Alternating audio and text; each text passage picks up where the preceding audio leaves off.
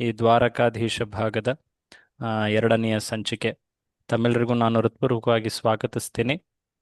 ಬನ್ನಿ ಚರ್ಚೆಯನ್ನು ಪ್ರಾರಂಭ ಮಾಡೋಣ ಮಂಗಳಾಚರಣ ಪ್ರಾರ್ಥನೆಯೊಂದಿಗೆ. ಓಂ ಅಜ್ಞಾನತಿಮಿರಾಂಧಸ್ಯ ಜ್ಞಾನಾಂಜನಶಲಾಖಯ ಚಕ್ಷುರುನ್ಮೀಲಿತಂ ಯೇನ ತಸ್ಮೈ ಶ್ರೀಗುರವೇ ನಮಃ.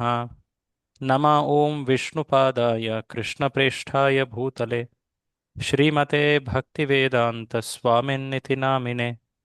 ನಮಸ್ತೆ ಸಾರಸ್ವತೆ ದೇವೆ ಗೌರವಾಣಿ ಪ್ರಚಾರಿಣೆ ನಿರ್ವಿಶೇಷ ಶೂನ್ಯವಾದಿ ಪಾಶ್ಚಾತ್ಯ ದೇಶತಾರಿಣೆ. ಜಯ ಶ್ರೀ ಕೃಷ್ಣ ಚೈತನ್ಯ ಪ್ರಭೋ ನಿತ್ಯಾನಂದ ಶ್ರೀ ಅದ್ವೈತ ಗದಾಧರ ಶ್ರೀವಾಸಾದಿ ಗೌರಭಕ್ತವೃಂದ. ಹರೇ ಕೃಷ್ಣ ಕೃಷ್ಣ ಕೃಷ್ಣ ಹರೇ ಹರೇ ಹರೇ ರಾಮ ರಾಮ ರಾಮ ಹರೇ ಹರೇ. ಹೇ ಕೃಷ್ಣ ಕರುಣಾ ಸಿಂಧೋ ದೀನಬಂಧೋ ಜಗತ್ಪತೆ ಗೋಪೇಶ ಗೋಪಿಕಾ ಕಾಂತ ರಾಧಾ ಕಾಂತ ನಮೋಸ್ತುತೆ. ಮೂಕಂ ಕರೋತಿ ವಾಚಾಲಂ ಪಂಗುಂ ಲಂಘಯತೆ ಗಿರಿಂ ಯತ್ಕೃಪಾತಮಹಂ ವಂದೇ ಶ್ರೀಗುರುಂ ದೀನತಾರಿಣಂ. ಹರೇ ಕೃಷ್ಣ. ಈ ಕೃಷ್ಣ ಕಥಾಮೃತ ಸರಣಿ ಇದು ಶ್ರೀಮದ್ ಭಾಗವತ ದಶಮ ಸ್ಕಂದದ ಆಧಾರದ ಮೇಲೆ ನಾವು ಈ ಚರ್ಚೆಯನ್ನು ಮಾಡ್ತಾ ಇದ್ದೀವಿ. ಶ್ರೀಲ ಪ್ರಭುಪಾದರ ವಿಶೇಷವಾದ ಪುಸ್ತಕ ಶ್ರೀಕೃಷ್ಣ ಪೂರ್ಣ ಪುರುಷೋತ್ತಮ, ಆ ಪುಸ್ತಕದ ಆಧಾರದ ಮೇಲೆ ಈ ಚರ್ಚೆಯನ್ನು ನಾವು ಹಿಂದಿನ ಸಂಚಿಕೆಗಳಲ್ಲಿ ಹಿಂದಿನ ಭಾಗಗಳಲ್ಲಿ ನಾವು ಕಾಣ್ತಾ ಬಂದಿದ್ದೀವಿ. ಭಾಗವತದಲ್ಲಿ ವಿವರಿಸಿರುವಂತೆ ಶ್ರೀಕೃಷ್ಣ ಎಲ್ಲ ಮಹಾನ್ ಅವತಾರಗಳ ವಿಸ್ತಾರಗಳ ಮೂಲ ಉದ್ಗಮ ಏತೇ ಚಾಂಶ ಕಲಾ ಪುಂಸ ಕೃಷ್ಣಸ್ತು ಭಗವಾನ್ ಸ್ವಯಂ. ಅವತಾರಿ, ಅನೇಕ ಅವತಾರಗಳ ಮೂಲ ಆತ, ಷಡೈಶ್ವರ್ಯಪೂರ್ಣ ಅಖಿಲ ರಸಾಮೃತ ಮೂರ್ತಿ ಸ್ವಯಂ ಭಗವಾನ್ ಶ್ರೀಕೃಷ್ಣ. ಆತನ ಅಧಿಕೃತವಾದಂತಹ ಆ ಚರಿತ್ರೆಯ ವರ್ಣನೆ ನಮಗೆ ಶ್ರೀಮದ್ ಭಾಗವತದಲ್ಲಿ ಶುಕಮುನಿಗಳ ಅವರ ಮಾತುಗಳಲ್ಲಿ ನಾವು ಕಾಣ್ತೀವಿ. ಅತ್ಯಂತ ಉತ್ಸುಕನಾದಂತಹ ಪರೀಕ್ಷಿತ, ಆತ ಪರಮಭಕ್ತ. ಶ್ರೀಕೃಷ್ಣನ ಕುರಿತಾಗಿ ಆತನಿಗೆ ಅತೀವವಾದಂತಹ ಉತ್ಕಂಠ. ಶುಕಮುನಿಗಳು ಕೂಡ ಶ್ರೀಕೃಷ್ಣನ ಸ್ಮರಣೆಯಲ್ಲಿ ಅವರು ಸದಾ ಧ್ಯಾನ ನಿರತರಾದವರು. ಹೀಗೆ ಅತ್ಯಂತ ಮಹಾನ್ ಭಕ್ತರಾದಂತಹ ಶುಕ ಮತ್ತೆ ಪರೀಕ್ಷಿತರ ನಡುವೆಯಾದ ಸಂವಾದವೇ ಆ ಶ್ರೀಮದ್ ಭಾಗವತ. ಆ ಸಂವಾದದ ಅತಿ ಉನ್ನತ ಸ್ತರದಲ್ಲಿ ಶ್ರೀಕೃಷ್ಣನ ಕುರಿತಾದ ಚರ್ಚೆಯನ್ನು ನಾವಲ್ಲಿ ಕಾಣ್ತೀವಿ. ಭಾಗವತದಲ್ಲಿಯೇ ಹೇಳಿರುವಂತೆ ಈ ಶ್ರೀಕೃಷ್ಣನ ಕುರಿತಾದಂತಹ ವರ್ಣನೆಗಳನ್ನು ಕೇಳುವುದರ ಪರಿಣಾಮ ಅತ್ಯಂತ ಶುಭಕಾರಿ. ಯಸ್ಯಾಂ ವೈಶ್ರೂಯಮಾಣಾಯಾಂ ಕೃಷ್ಣೇ ಪರಮಪುರುಷೇ. ಯಾರೊಬ್ಬರು ಈ ಪರಮಪುರುಷನಾದ ಶ್ರೀಕೃಷ್ಣನ ಆತನ ಅದ್ಭುತ ಕಾರ್ಯಗಳು, ಆತನ ದಿವ್ಯ ಗುಣಗಳು, ಲೀಲೆಗಳ ವರ್ಣನೆಯನ್ನ ಕೇಳ್ತಾರೋ, ಶ್ರೂಯಮಾಣಾಯಾಂ ಕೃಷ್ಣೇ ಪರಮಪುರುಷೇ ಭಕ್ತಿರುತ್ಪದ್ಯತೆ ಪುಂಸಾಂ. ಅವರ ಹೃದಯದಲ್ಲಿ ತುಂಬ ನೈಸರ್ಗಿಕವಾಗಿ ಸಹಜವಾಗಿ ಭಕ್ತಿ ಭಾವನೆ, ಸೇವಾ ಭಾವನೆ, ತಮ್ಮ ಹೃದಯವನ್ನು ಆ ಶ್ರೀಕೃಷ್ಣನಿಗೆಂದು ಸಮರ್ಪಿಸುವಂತಹ ಭಾವನೆ ಅದು ಉತ್ಪತ್ತಿಯಾಗ್ತದೆ. ಅನಂತರ ಶೋಕ ಮೋಹ ಭಯ ಅಪಹ. ಈ ಜಗತ್ತಿನಲ್ಲಿ ಸದಾ ಜೀವಿಗೆ ಆತಂಕವನ್ನು ಉಂಟು ಮಾಡುವಂತಹ ಅನೇಕ ಘಟನೆಗಳು, ಶೋಕ, ಮೋಹ, ಭಯ, ಈ ಭಾವನೆಗಳು ಜೀವಿಯನ್ನ ಸದಾ ತಮ್ಮ ಹಿಡಿತದಲ್ಲಿ ಹಿಂಡ್ತಾ ಇರ್ತವೆ. ಈ ರೀತಿಯಾದಂತಹ ಅನುಭವ ಭಾವನೆಗಳಿಂದ ಆ ಜೀವಿ ಮುಕ್ತನಾಗ್ತಾನೆ ಶ್ರೀಕೃಷ್ಣನ ಈ ದಿವ್ಯ ಚರಿತ್ರೆಯ ಶ್ರವಣವನ್ನು ಮಾಡುವುದರಿಂದ. ಇದು ಭಾಗವತದ ಆಶ್ವಾಸನೆ. ಶುಕಮುನಿಗಳು ಈ ರಸದೌತಣವನ್ನು ಪರೀಕ್ಷಿತನಿಗೆ ನೀಡಿ ಆ ಉದಾಹರಣೆಯನ್ನು ತೋರಿಸಿಕೊಟ್ಟರು. ಮೃತ್ಯುವನ ಪ್ರತೀಕ್ಷೆಯಲ್ಲಿ 7 ದಿನದ ಮೃತ್ಯು ಶಾಪ ಆತನಿಗೆ ದೊರಕಿದೆ. ಆದರೂ ಕೂಡ ಆತ ಆ ಮೃತ್ಯುವಿನ ಭಯವಿಲ್ಲದೆ ಆ, ಶ್ರೀಕೃಷ್ಣನ ಕುರಿತಾದಂತಹ ಅತೀವವಾದಂತಹ ಆಸಕ್ತಿಯಿಂದ ಆ, ಆತ ಯಾವುದೇ ಭಯವಿಲ್ಲದೆ ಶ್ರೀಕೃಷ್ಣನಲ್ಲಿ ಸಂಪೂರ್ಣವಾಗಿ ಮಗ್ನನಾಗಿದ್ದಾನೆ. ಆವಿಷ್ಟಚೇತ ನ ಭವಾಯ ಕಲ್ಪತೆ. ಯಾರೊಬ್ಬರ ಚಿತ್ತ ಈ ರೀತಿಯಾಗಿ ಶ್ರೀಕೃಷ್ಣನ ಭಕ್ತರ ಆ ಆ ದಿವ್ಯ ಚರಿತ್ರೆಯಲ್ಲಿ ತಲ್ಲೀನವಾಗ್ತದೋ ಆವಿಷ್ಟಚೇತ ಅಂತಹವರಿಗೆ ಈ ಸಂಸಾರ ಅನ್ನುವುದೇ ಇಲ್ಲ.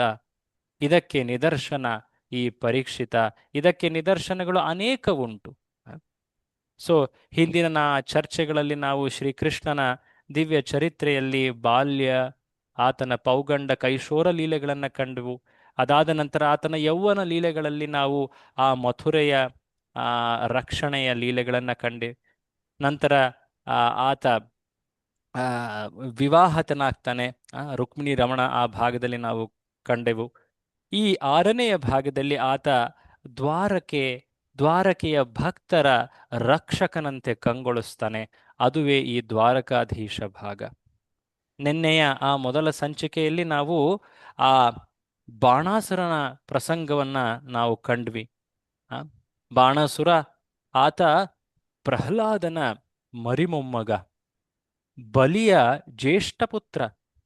ಆತ ಶಿವನ ಪರಮ ಭಕ್ತ. ಆತನ ಹೃದಯದಲ್ಲಿ ಅಹಂಕಾರ ಹೆಚ್ಚಾಗಿತ್ತು. ಆ ಶಿವನನ್ನ ಸಂತುಷ್ಟಿಗೊಳಿಸಿ ಆತ ಸಹಸ್ರ ಬಾಹುವಾಗಿದ್ದ. ಆನಂತರ ತನ್ನ ಪುರವಾದ ಶೋಣಿತಪುರಕ್ಕೆ ಆರಕ್ಷಕನಂತೆ ಶಿವನನ್ನ ಆರಕ್ಷಕನಂತೆ ಪಡೆದ. ನಂತರ ಶಿವನಿಗೆ ಯುದ್ಧ ಮಾಡಲಿಕ್ಕೆ, ತನ್ನ ಜೊತೆ ಯುದ್ಧ ಮಾಡಿ ಸೆಣಸಾಡಿ ಸೋಲನ್ನು ಅನುಭವಿಸು ಅನ್ನೋ ಒಂದು ವಿನಂತಿಯನ್ನು ಕೂಡ ಶಿವನಿಗೆ ಮಾಡಿದಾಗ ಶಿವ ಕ್ರುದ್ಧನಾಗಿ ನಿನ್ನ ಅಹಂಕಾರವನ್ನ ನೆಲಕ್ಕುರುಳಿಸುವಂತಹ ಆ ಸಮಾನವಾದಂತಹ ಅತ್ಯಂತ ಶ್ರೇಷ್ಠನಾದಂತಹ ಆ ಯೋಧ ಮುಂದೆ ನಿನಗೆ ಸಿಗುವನಿದ್ದಾನೆ ಅಂತ ಹೇಳಿದಾಗ ಆ ಪ್ರತೀಕ್ಷೆಯಲ್ಲಿ ಈ ಮೂರ್ಖ ಬಾಣಾಸುರ ಕಾಯ್ತಾ ಇದ್ದ. ಬಾಣಾಸುರನ ಮಗಳಾದ ಉಷೆ ಆಕೆಗೆ ಪಾರ್ವತಿಯ ಅನುಗ್ರಹದಂತೆ ಕನಸಿನಲ್ಲಿ ಆಕೆಯ ಏನ್ ಹೇಳ್ತಾರೆ ಪ್ರಿಯತಮನ ಭೇಟಿಯಾಯಿತು. ಕನಸು ಭಗ್ನವಾದ ಮೇಲೆ ಆಕೆ ಅತೀ ದುಃಖದಲ್ಲಿ ಮುಳುಗಿದಾಗ ಆಕೆಯ ಸ್ನೇಹಿತೆಯಾದ ಚಿತ್ರಲೇಖೆ ಆ ವಿವರಗಳನ್ನು ತಿಳಿದು ಲೀಲಾಶಕ್ತಿಯ ಅನುಗ್ರಹದಿಂದ ಆ ಅನಿರುದ್ಧ, ಶ್ರೀಕೃಷ್ಣನ ಮೊಮ್ಮಗನಾದಂತಹ ಅನಿರುದ್ಧನನ್ನ ದ್ವಾರಕೆಯಿಂದ ಕರೆತಂದಳು. ಆ ಅನಿರುದ್ಧನೇ ಆ ಉಷೆಯ ಸ್ವಪ್ನದಲ್ಲಿ ಗೋಚರನಾದಂತಹ ಸುಂದರ ಪುರುಷ. ಆತನನ್ನ ಕಂಡು ಆಕೆ ಅತ್ಯಂತ ಆಕರ್ಷಿತಳಾಗಿದ್ದಳು. ಈಗ ಆಕೆ ತನ್ನ ಅಂತಃಪುರದಲ್ಲಿ ಆತನ ಜೊತೆಯಾಗಿದ್ದಾಳೆ. ಇದು ಅಲ್ಲಿಯ ಕಾವಲುಗಾರರಿಗೆ ಸಂಶಯವನ್ನುಂಟು ಮಾಡುತ್ತೆ. ಅವರ ಮಾತುಗಳನ್ನು ಕೇಳಿ ಬಾಣಾಸುರ ತನ್ನ ಪುತ್ರಿಯ ಅಂತಃಪುರವನ್ನು ಪ್ರವೇಶಿಸಿ ನೋಡಿದಾಗ ಆ ಸುಂದರ ಯುವಕ ಅನಿರುದ್ಧನನ್ನ ಕಂಡು ಆತನೂ ಆಕರ್ಷಿತನಾಗ್ತಾನೆ. ನಂತರ ಆತನನ್ನು ಸೆರೆ ಹಿಡಿಯಲು ಹೋದಾಗ ಆತನ ಪೌರುಷವನ್ನು ಕಾಣ್ತಾನೆ. ನಂತರ ನಾಗಪಾಶವನ್ನು ಉಪಯೋಗಿಸಿ ಆತ ಅನಿರುದ್ಧನನ್ನ ಸೆರೆ ಹಿಡಿದ. ಈ ಮಾತನ್ನು ಕೂಡ ನಾವು ನಿನ್ನೆ ಚರ್ಚೆಯಲ್ಲಿ ನೋಡಿದ್ವಿ. ಹೀಗ ಆದ ನಂತರ ಆ ಉಷೆಯ ಅತ್ಯಂತ ದುಃಖಿತಳಾದಳು. ಈ ಮಾತು ಆ ದ್ವಾರಕೆಗೂ ಕೂಡ ತಲುಪಿತು ನಾರದರ ಮೂಲಕ. ಆ ವೃಷ್ಣಿವಂಶದವರೆಲ್ಲರೂ ಕೂಡ ಶೋಣಿತಪುರಕ್ಕೆ ಆಕ್ರಮಣ ಮಾಡಲಿಕ್ಕೆ 12 ಅಕ್ಷೋಹಿಣಿ ಸೈನ್ಯಗಳ ಜೊತೆ ಬಂದಿದ್ದಾರೆ ಕೃಷ್ಣ ಬಲರಾಮರ ನೇತೃತ್ವದಲ್ಲಿ. ಆಗ ಅಲ್ಲೊಂದು ಭೀಕರ ಕಾಳಗ ಉಂಟಾಯಿತು. ಆ ಕಾಳಗದಲ್ಲಿ ಶಿವನ ಎದುರು ಶ್ರೀಕೃಷ್ಣ ನಿಂತಿದ್ದಾನೆ, ಬಲರಾಮನ ಎದುರು ಕುಂಭಾಂಡ, ಕೂಪಕರ್ಣ ಮಂತ್ರಿ ಸಚಿವರು ನಿಂತಿದ್ದಾರೆ. ಬಾಣಾಸುರನ ವಿರುದ್ಧವಾಗಿ ಸಾತ್ಯಕಿ ನಿಂತಿದ್ದಾನೆ. ಪ್ರದ್ಯುಮ್ನನ ವಿರುದ್ಧವಾಗಿ ಕಾರ್ತಿಕೇಯ ನಿಂತಿದ್ದಾನೆ. ಹೀಗೆ ಅನೇಕರ ಒಂದು ರೀತಿಯ ಕಾಳಗ ಅಲ್ಲಿ ಏರ್ಪಟ್ಟಿದೆ. ಕೃಷ್ಣ ತುಂಬಾ ಸುಲಭವಾಗಿ ಶಿವನ ಪ್ರತಿ ಅಸ್ತ್ರವನ್ನು ಕೂಡ ಆತ ವಿಫಲಗೊಳಿಸ್ತಾನೆ. ನಂತರ ಅತ್ಯಂತ ಒಂದು ರೀತಿಯ ವಿಶೇಷ ಒಂದು ಪ್ರದರ್ಶನವನ್ನು ಅಲ್ಲಿ ತೋರಿಸ್ತಾನೆ. ಶಿವ ಆತ ಭೂ ಈ ಬ್ರಹ್ಮಾಂಡದಲ್ಲಿ ಆತ ಒಬ್ಬ ಮಹಾನ್ ವ್ಯಕ್ತಿ. ಬ್ರಹ್ಮ ಮತ್ತೆ ಶಿವ ಇವರಿರುವರು ಕೂಡ ಆ, ಬಹಳ ಪ್ರಮುಖರು ಬ್ರಹ್ಮಾಂಡದಲ್ಲಿ. ಅವರು ಸೃಷ್ಟಿ ಮತ್ತು ಲಯದ ಅಧಿಕಾರಿಗಳು. ಶಿವನನ್ನ ಮಹಾದೇವ ಎಂದು ಹೇಳುವುದುಂಟು. ಅನೇಕ ಬಾರಿ ಆತನನ್ನ ಭಗವಂತ ಎಂದು ಕೂಡ ಸಂಬೋಧಿಸಲಾಗಿದೆ. ಆದರೆ ಈ ಒಂದು ಸಂದರ್ಭದಲ್ಲಿ ತನ್ನ ಭಕ್ತನ ಆ ಕೋರಿಕೆಗೆ ಆ, ಆತ ಒಂದು ರೀತಿ ಬಂಧಿತನಾಗಿ ಶ್ರೀಕೃಷ್ಣನ ವಿರುದ್ಧವೇ ಕಾಳಗದಲ್ಲಿ ನಿಂತ. ಇದು ಹೇಗೆ ಸಾಧ್ಯವಾಯಿತು? ಶಿವನೇನು ಮೋಹಿತನಾದನ? ಶಿವನಿಗೆ ಈ ಜ್ಞಾನವಿರಲಿಲ್ಲವ? ಶಿವನಿಗೆ ಈ ಜ್ಞಾನವಿತ್ತು, ಖಚಿತವಾಗಿತ್ತು. ಈ ವರ್ಣನೆಯಲ್ಲಿ ಶಿವನನ್ನ ಭಗವಾನ್ ಶಿವ ಎಂದೇ ಸಂಬೋಧಿಸಲಾಗಿದೆ. ಭಗವಾನ್ ಎನ್ನುವುದರ ಅರ್ಥ ಏನು? ಆತನಿಗೆ ಶ್ರೀಕೃಷ್ಣನ ಆ ಸರ್ವೋಚ್ಚ ಸ್ಥಿತಿಯ ಬಗ್ಗೆ ಸಂಪೂರ್ಣ ಅರಿವು, ಸಾಕ್ಷಾತ್ಕಾರವಿತ್ತು. ಆದರೂ ತನ್ನ ಭಕ್ತನ ಆ ಕೋರಿಕೆ ಏನದು? ತನ್ನ ಭಕ್ತ ಆ ಯುದ್ಧದಲ್ಲಿ ಸೆಣಸಾಡಿ ಆತ ಶಿವನನ್ನೇ ಸೋಲಿಸುವಂತೆ ಕೋರಿಕೆಯನ್ನ ಮುಂದಿಟ್ಟಿದ್ದ. ಶಿವ ಆಗಲೇ ಆತನ ಅಹಂಕಾರವನ್ನ ಭಂಗ ಮಾಡಲಿಕ್ಕೆ ತತ್ಪರನಾಗಿದ್ದ. ಆದರೆ ತನ್ನ ಭಕ್ತನನ್ನೇ ಈ ದೇವ ಕೊಂದ ಎನ್ನುವಂತಹ ಅಪಖ್ಯಾತಿಗೆ ಒಳಗಾಗೋದರ ಬದಲಾಗಿ ನಾನು ನನ್ನ ಪ್ರಭುವಾದ ಶ್ರೀಕೃಷ್ಣನ ಮೂಲಕ ಇದನ್ನ ಸಾಧಿಸ್ತೇನೆ. ನನ್ನ ಪ್ರಭು ಬಂದು ಈ ಕಾರ್ಯವನ್ನ ಮಾಡಿದಾಗ ಆಗ ಎಲ್ಲರೂ ಕೂಡ ನನಗಿಂತಲೂ ಶ್ರೇಷ್ಠ ಶ್ರೀಕೃಷ್ಣ ಎನ್ನುವುದು ಜಗತ್ತಿಗೆ ಸಾಬೀತಾಗ್ತದೆ. ಈ ಮಾತು ಜಗತ್ತು ತಿಳಿಯಲಿ ಅನ್ನೋ ಒಂದು ಉದ್ದೇಶದಿಂದ ಶಿವ ಬಾಣಾಸುರನ ಪಕ್ಷದಲ್ಲಿ ನಿಂತು ಶ್ರೀಕೃಷ್ಣನ ವಿರುದ್ಧ ಯುದ್ಧ ಮಾಡಲಿಕ್ಕೆ ತಯಾರಾಗಿದ್ದ. ಆತನಿಗೆ ಶ್ರೀಕೃಷ್ಣನ ಸರ್ವೋಚ್ಚ ಸ್ಥಿತಿಯ ಸಂಪೂರ್ಣ ಸಾಕ್ಷಾತ್ಕಾರ ಅರಿವು ಇತ್ತು. ಶ್ರೀಕೃಷ್ಣನ ಮಹಿಮೆಯನ್ನ ಎಲ್ಲರಿಗೂ ತೋರಿಸ್ಲಿಕ್ಕೆ ಅಂತ ಹೇಳಿ ಹೀಗೆ ಆತನು ಕೂಡ ನಿಂತಿದ್ದ. ನಿನ್ನೆ ನಡೆದ ಚರ್ಚೆಯಲ್ಲಿ ನಾವು ಶ್ರೀಕೃಷ್ಣನ ಆ 64 ವಿಶೇಷ ಗುಣಗಳ ಬಗ್ಗೆ ಉಲ್ಲೇಖ ಮಾಡ್ತಾ ಇದ್ವಿ. ಅದರಲ್ಲಿ ಒಂದು ಮುಖ್ಯವಾದಂತಹ ಗುಣ, ಅದರ ಹೆಸರು ಬ್ರಹ್ಮರುದ್ರಾದಿ ಮೋಹನಂ. ಬ್ರಹ್ಮರುದ್ರಾದಿ ಮೋಹನಂ, ಇದರ ಅರ್ಥ ಬಹಳ ನೇರವಾಗಿದೆ. ಅತ್ಯಂತ ಮಹಾನು ಶಕ್ತಿವಂತರಾದಂತಹ ಬ್ರಹ್ಮ ಅತ್ಯಂತ ಬುದ್ಧಿಜೀವಿ ಈತ. ರುದ್ರ ಅತ್ಯಂತ ಶಕ್ತಿಶಾಲಿ ಈತ. ಅಷ್ಟೇ ಅಲ್ಲದೆ ಆದಿ ಅನ್ನುವ ಶಬ್ದದಲ್ಲಿ ಶ್ರೀಕೃಷ್ಣನ ಸ್ವವಿಸ್ತಾರವಾದ ಬಲರಾಮನನ್ನು ಕೂಡ ಎಣಿಸಲಾಗ್ತದೆ. ಅಂದರೆ ಶ್ರೀಕೃಷ್ಣ ಹೇಗೆ ಎಲ್ಲರನ್ನೂ ಮೋಹಿತರನ್ನಾಗಿಸಬಲ್ಲ, ಎಲ್ಲರೂ ಕೂಡ ಆತನ ಆಗುವರು ಅನ್ನೋ ಒಂದು ತತ್ವವನ್ನ ಆ ಗುಣದ ಮೂಲಕ ನಾವು ತಿಳಿತಾ ಇದ್ದೀವಿ. ಈ ಒಂದು ಗುಣ ಶ್ರೀಕೃಷ್ಣನ ವಿಸ್ತಾರವಾದ ವಿಷ್ಣುವಿನ ರೂಪದಲ್ಲಿಯೂ ಕೂಡ ಕಾಣ್ತದೆ. ಹಾಗಾಗಿ ವಿಷ್ಣುವಿನ ಒಂದು ಅವತರಣವಾದಂತಹ ಮೋಹಿನಿ ರೂಪದಿಂದ ಶಿವನು ಮೋಹಿತನಾಗಿದ್ದ ಅನ್ನುವುದು ಆ ಪ್ರಸಿದ್ಧ ಲೀಲೆ. ಅದು ಆ ಕ್ಷೀರ ಸಮುದ್ರ ಮಂಥನದ ಲೀಲೆಯನ್ನು ನಾವು ಅದನ್ನು ಕೇಳ್ತೀವಿ. ಆ ಲೀಲೆ ವಿಷ್ಣು ಹೇಗೆ ಶಿವನನ್ನು ಮೋಹಿತಗೊಳಿಸಬಲ್ಲ ಎನ್ನುವುದನ್ನು ತೋರಿಸುತ್ತೆ. ವಿಶೇಷವಾಗಿ ಈ ಗುಣ ಅತ್ಯಂತ ಉತ್ಕೃಷ್ಟವಾಗಿ ಶ್ರೀಕೃಷ್ಣನ ಲೀಲೆಗಳಲ್ಲಿ ನಾವು ಕಾಣಬಹುದು. ಶ್ರೀಕೃಷ್ಣ ಬ್ರಹ್ಮನನ್ನ ಮೋಹಿತನನ್ನಾಗಿಸಿದ್ದ. ತನ್ನ ಬಾಲ್ಯದ ಲೀಲೆಗಳಲ್ಲಿಯೇ ಇದನ್ನು ನಾವು ಕಂಡಿದ್ದೆವು. ಬ್ರಹ್ಮ ವಿಮೋಹನ ಲೀಲೆ. ಆ ಲೀಲೆಯಲ್ಲಿ ಆತ ಬಲರಾಮನನ್ನೂ ಮೋಹಿತಗೊಳಿಸಿದ್ದ ಅಲ್ವೇ? ತಮಗೆಲ್ಲ ನೆನಪಿರಬಹುದು. ಹೀಗೆ ಈ ಲೀಲೆಯಲ್ಲಿ ಆತ ಶಿವನನ್ನೂ ಕೂಡ ಮೋಹಿತಗೊಳಿಸ್ತಾ ಇದ್ದೀನಿ ಅನ್ನೋದನ್ನ ತೋರಿಸ್ತಾ ಇದ್ದಾನೆ. ಆ ಒಂದು ಕಾಳಗದಲ್ಲಿ ಶ್ರೀಕೃಷ್ಣನ ವಿಶೇಷ ಅಸ್ತ್ರ ಜೃಂಭಣಾಸ್ತ್ರದ ಪ್ರಯೋಗದಿಂದ ಶಿವ ಆಕಳಿಸ್ತಾ ನಿದ್ರೆಗೊಳಗಾದ. ಆ ಆ ಭೀಕರ ಕಾಳಗದ ಮಧ್ಯೆ ಶಿವ ನಿದ್ರೆಯ ಪ್ರಭಾವದಲ್ಲಿ ಹೋದ, ನಿದ್ರೆ ಮಾಡಲ್ತಾ ಇದ್ದಾನೆ. ಆ? ಎಲ್ಲರೂ ಕೂಡ ಆಶ್ಚರ್ಯ ಪಡ್ತಾ ಇದ್ದಾರೆ, ಹೀಗೇನಾಯ್ತು, ಯಾಕೆ ಹೀಗಾಯ್ತು ಅಂತ. ಆದರೆ ಇದೆಲ್ಲವೂ ಸಾಧ್ಯ ಆ ಶ್ರೀಕೃಷ್ಣನ ಅದ್ಭುತ ಗುಣಗಳಿಂದ. ಬ್ರಹ್ಮರುದ್ರಾದಿ ಮೋಹನಂ. ಹೀಗೆ ನಾವು ನಿನ್ನೆ ಚರ್ಚೆಯಲ್ಲಿ ನೋಡ್ತಾ ಇದ್ವಿ, ಶಿವ ಹೀಗೆ ಮೋಹಿತನಾದ ನಂತರ ಅಲ್ಲಿ ಬಲರಾಮ ಆ ಕುಂಭಾಂಡನನ್ನ ಕೊಲ್ತಾನೆ. ನಂತರ ಪ್ರದ್ಯುಮ್ನನ ಅಸ್ತ್ರ ಪ್ರಹಾರದಿಂದ ಕಾರ್ತಿಕೇಯ ಪೀಡಿತನಾಗಿ ಅಲ್ಲಿಂದ ಓಡಿ ಹೋಗ್ತಾನೆ.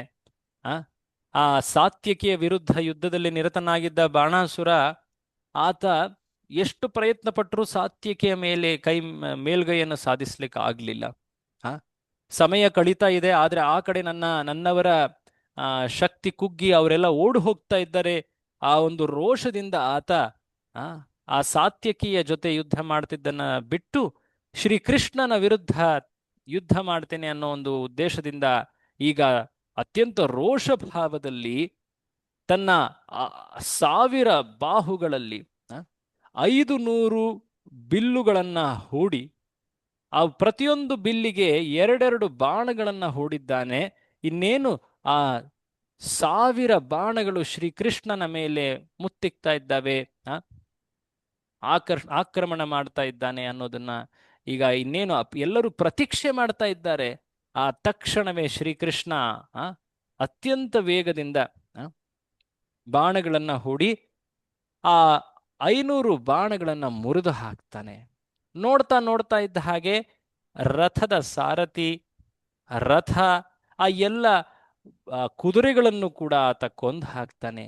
ಇನ್ನೇನು ಶ್ರೀಕೃಷ್ಣ ಆ ಸಮಯದಲ್ಲಿ ಆ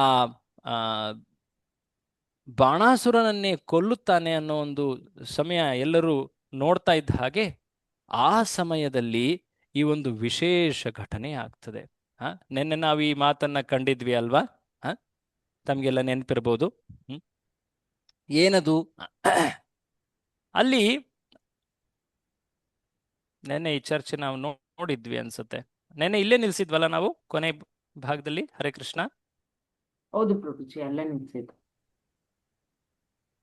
ನೆನ್ನೆ ನಾವು ಬಾಣಾಸುರನ್ನ ಕೃಷ್ಣ ಕೊಲ್ಲಲಿಕ್ಕೆ ತಯಾರಾಗಿದ್ದಾನೆ ಅನ್ನೋ ಒಂದು ಅಂಶದಲ್ಲಿ ನಿಲ್ಸಿದ್ವಿ. ಓಕೆ. ಇದಾದ ನಂತರ ಅಲ್ಲಿ ಒಂದು ವಿಶೇಷ ಘಟನೆ ನಡೆಯುತ್ತೆ. ಏನದು? ತಕ್ಷಣವೇ ಅಲ್ಲಿ ಒಂದು ಘೋರ ರೂಪದಲ್ಲಿ ಕಾಣ್ತಾ ಇರುವಂತಹ ಸ್ತ್ರೀ ಅಲ್ಲಿ ಪ್ರಕಟಲಾಗ್ತಾಳೆ ಬಾಣಾಸುರನ ಮುಂದೆ. ಶ್ರೀಕೃಷ್ಣ ಮತ್ತು ಬಾಣಾಸುರರ ಮಧ್ಯೆ ಆ ಸ್ತ್ರೀ ರೂಪ ಪ್ರಕಟವಾಗ್ತದೆ. ಆಕೆಯ ಹೆಸರು ಕೊಟರಾದೇವಿ. ಈಕೆ ಪಾರ್ವತಿಯ ಒಂದು ವಿಶೇಷ ಉಗ್ರ ರೂಪ. ಆಕೆ ನಗ್ನವಾಗಿದ್ದಳು. ತಕ್ಷಣವೇ ಶ್ರೀಕೃಷ್ಣ ತನ್ನ ಕಣ್ಣುಗಳನ್ನು ಮುಚ್ಚಿ ಆ ನೋಟದಿಂದ ತನ್ನ ದೃಷ್ಟಿಯನ್ನ ಬೇರೆಡೆ ಹರಿಸಿದ. ಆಗ ನಿಸ್ಸಹಾಯಕನಾಗಿದ್ದಂತಹ ಆ ಬಾಣಾಸುರ ಆ ಕ್ಷಣದ ಲಾಭವನ್ನ ಪಡಿತಾ ಅಲ್ಲಿಂದ ಓಡಿ ಹೋಗಿಬಿಡ್ತಾನೆ. ಆ ಕೊಟರಾದೇವಿ ಶಿವನ ಹೆಂಡತಿಯಾದ ಪಾರ್ವತಿಯ ಒಂದು ವಿಶೇಷ ರೂಪ. ತಾಯಿಯಂತೆ ಆಕೆ ಆ ಬಾಣಾಸುರನ ರಕ್ಷಿಸಲಿಕ್ಕೆ ಅಲ್ಲಿ ಪ್ರಕಟಳಾಗಿದ್ದಳು. ಇದಾದ ನಂತರ ಶಿವಗಣಗಳೆಲ್ಲವೂ ಕೂಡ ಸೋತು ಓಡಿ ಹೋಗಿದ್ದಾಗ ಶಿವನ ವಿಶೇಷ ವಿಚಿತ್ರ ರೂಪವಾದಂಥ ಅತಿ ಭಯಾನಕ ಅಸ್ತ್ರವಾದಂತಹ ಶಿವಜ್ವರ, ಮೂರ್ತಿವಂತ ರೂಪದಲ್ಲಿ ಆ ಜ್ವರ ಅಸುರ ಅಲ್ಲಿ ಪ್ರಕಟನಾಗ್ತಾನೆ. ತನ್ನ ಪ್ರಭು ಶಿವನ ಅಪಮಾನವಾಗಿದೆ, ಹಾಗಾಗಿ ಶ್ರೀಕೃಷ್ಣನ ವಿರುದ್ಧ ನಾನು ಈಗ ನನ್ನ ಪ್ರಭಾವವನ್ನು ತೋರಿಸ್ತೇನೆ, ನಾನು ಕೃಷ್ಣನ ಮೇಲೆ ಆಕ್ರಮಣವನ್ನ ಮಾಡ್ತೇನೆ ಅಂತ ಹೇಳಿ ಅಲ್ಲಿ ಜ್ವರಾಸುರ ಪ್ರಕಟನಾಗ್ತಾನೆ. ಈ ಜ್ವರಾಸುರನಿಗೆ 3 ಕಾಲುಗಳು, 3 ಶಿರಗಳು, 9 ಕಣ್ಣುಗಳು, 6 ಬಾಹುಗಳು. ಅತ್ಯಂತ ಘೋರ ರೂಪದವ ಈತ. ಯಾವುದೇ ಒಬ್ಬ ಜೀವಿ ತನ್ನ ಅಂತ್ಯಕಾಲದಲ್ಲಿ ಸುಡುವಂತಹ ಅತ್ಯಂತ ತೀಕ್ಷ್ಣ ಉಷ್ಣದ ಆ ಜ್ವರವನ್ನ ಏನು ಅನುಭವಿಸ್ತಾನೆ, ಪ್ರಜ್ವರ ಅಂತ ಏನು ಹೇಳ್ತೀವಿ, ಮೃತ್ಯುದ ಜ್ವರ, ಅದು ಈ ಶಿವಜ್ವರನ ಒಂದು ಪ್ರಭಾವವೇ. ಈಗ ಈ ಶಿವಜ್ವರ ಶ್ರೀಕೃಷ್ಣನ ಮೇಲೆ ಆಕ್ರಮಣ ಮಾಡಲಿಕ್ಕೆ ಮುಂದಾಗಿದೆ, ಜ್ವರಾಸುರ. ಆ ಸೊ ಓಡಿ ಹೋಗಿದ್ದ ಆ ಬಾಣಾಸುರ ಆ ಕೊಟರಾದೇವಿಯ ಕರುಣೆಯನ್ನ ಅಲ್ಲಿಂದ ಓಡಿ ಹೋದ. ಆದರೆ ಶಿವಜ್ವರ ಈಗ ಇಲ್ಲಿ ಪ್ರಕಟನಾಗಿ ಶ್ರೀಕೃಷ್ಣನ ಮೇಲೆ ಆಕ್ರಮಣ ಮಾಡಲಿಕ್ಕೆ ಮುಂದೆ ಬರ್ತಾ ಇದ್ದಾನೆ. ತ್ರಿಶಿರ, ತ್ರಿಪಾದ, ಷಟ್ ಹಸ್ತ, ನವಲೋಚನ, ಈ ರೀತಿಯಾಗಿ ಆತನ ವರ್ಣನೆಯನ್ನ ಹೇಳಲಾಗಿದೆ. ಅತ್ಯಂತ ಭೀಕರ ರೂಪ ಈತ.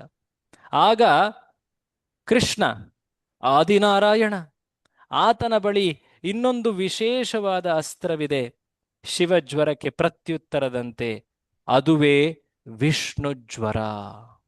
ಶಿವಜ್ವರ ಅದು ಅತ್ಯಂತ ತೀಕ್ಷ್ಣವಾದ ಶಾಖ ಅಥವಾ ಉಷ್ಣವನ್ನ ಉತ್ಪತ್ತಿ ಮಾಡುತ್ತೆ.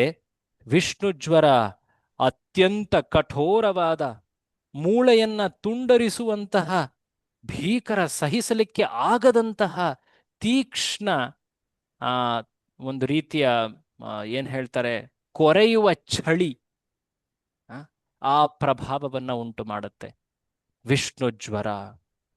ಜನ ಅತ್ಯಂತ ಶಾಖವನ್ನ ಸಹಿಸಬಹುದು, ಆದರೆ ಅತಿ ಕಠೋರವಾದಂತಹ ಚಳಿಯಲ್ಲಿ ಸತ್ತು ಹೋಗಿಬಿಡ್ತಾರೆ. ಹಾಗಾಗಿಯೇ ನೀವೆಲ್ಲರೂ ಕೂಡ ಪ್ರತೀಕ್ಷೆ ಮಾಡಬಹುದು, ಈ ಎರಡು ಜ್ವರಗಳ ನಡುವಿನ ಕಾಳಗದಲ್ಲಿ ಯಾರು ಗೆಲ್ತಾರೆ ಅಂತ. ವಿಷ್ಣು ಜ್ವರದ ಭಯದಿಂದ ಶಿವಜ್ವರ ಅಲ್ಲಿಂದ ಓಡ್ತಾ ಇದೆ, ತತ್ತರಿಸಿ ಹೋಗಿದೆ. ಆ ತೀಕ್ಷ್ಣವಾದಂತಹ ಚಳಿ ಅದನ್ನ ಸಹಿಸಲಾಗದೆ ಶಿವಜ್ವರ ತತ್ತರಿಸಿ ಹೋಗಿದೆ. ಪ್ರಾಣಭೀತಿಯಿಂದ ಯಾವುದೇ ಆಶ್ರಯ ಸಿಗದೆ ಶಿವನೂ ಕೂಡ ಆ ಶಿವಜ್ವರನನ್ನ ರಕ್ಷಿಸಲಿಕ್ಕಾಗ್ಲಿಲ್ಲ. ಕೊನೆಗೆ ಶಿವಜ್ವರ ಕೃಷ್ಣನ ಬಳಿ ಶರಣಾರ್ಥಿಯಾಗಿ ಬಂದಿದ್ದಾನೆ.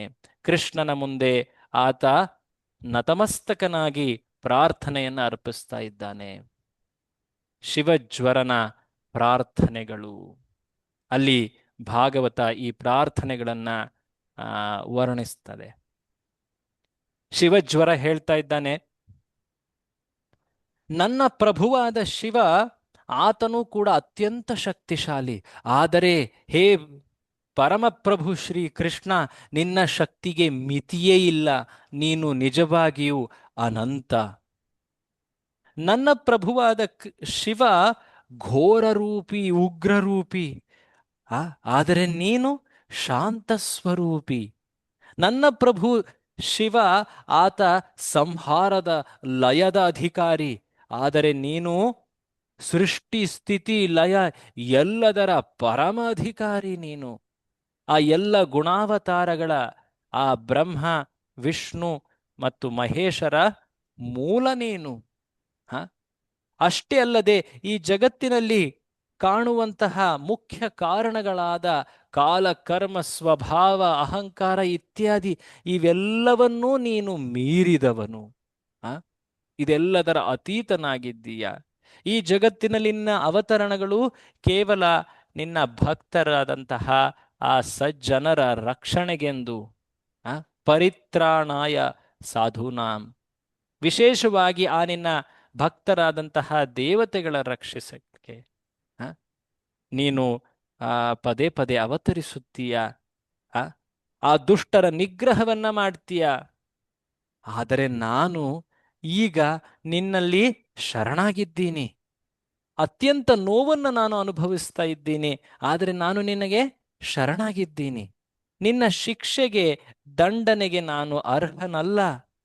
ಶರಣಾರ್ಥಿಗೆ ನೀನು ಅಭಯವನ್ನ ಪ್ರದಾನ ಮಾಡು ಅಂತ ಮೊರೆ ಇಡ್ತಾ ಇದ್ದಾನೆ ಶಿವಜ್ವರ. ಆ ಸಮಯದಲ್ಲಿ ಶ್ರೀಕೃಷ್ಣ ಅತ್ಯಂತ ಅರ್ಥಗರ್ಭಿತವಾದಂತಹ ಭಕ್ತಿ ಭಾವದ ಈ ಶರಣಾರ್ಥಿ ಪ್ರಾರ್ಥನೆಗಳನ್ನ ಕೇಳಿ ಅತ್ಯಂತ ಪ್ರಸನ್ನನಾಗಿ ಶ್ರೀಕೃಷ್ಣ ಈ ಜ್ವರಾಸುರನಿಗೆ ವರವನ್ನ ನೀಡ್ತಾನೆ. ಹೆದರಬೇಡ, ನಿನಗೆ ನಾನು ಅಭಯವನ್ನ ನೀಡ್ತೀನಿ.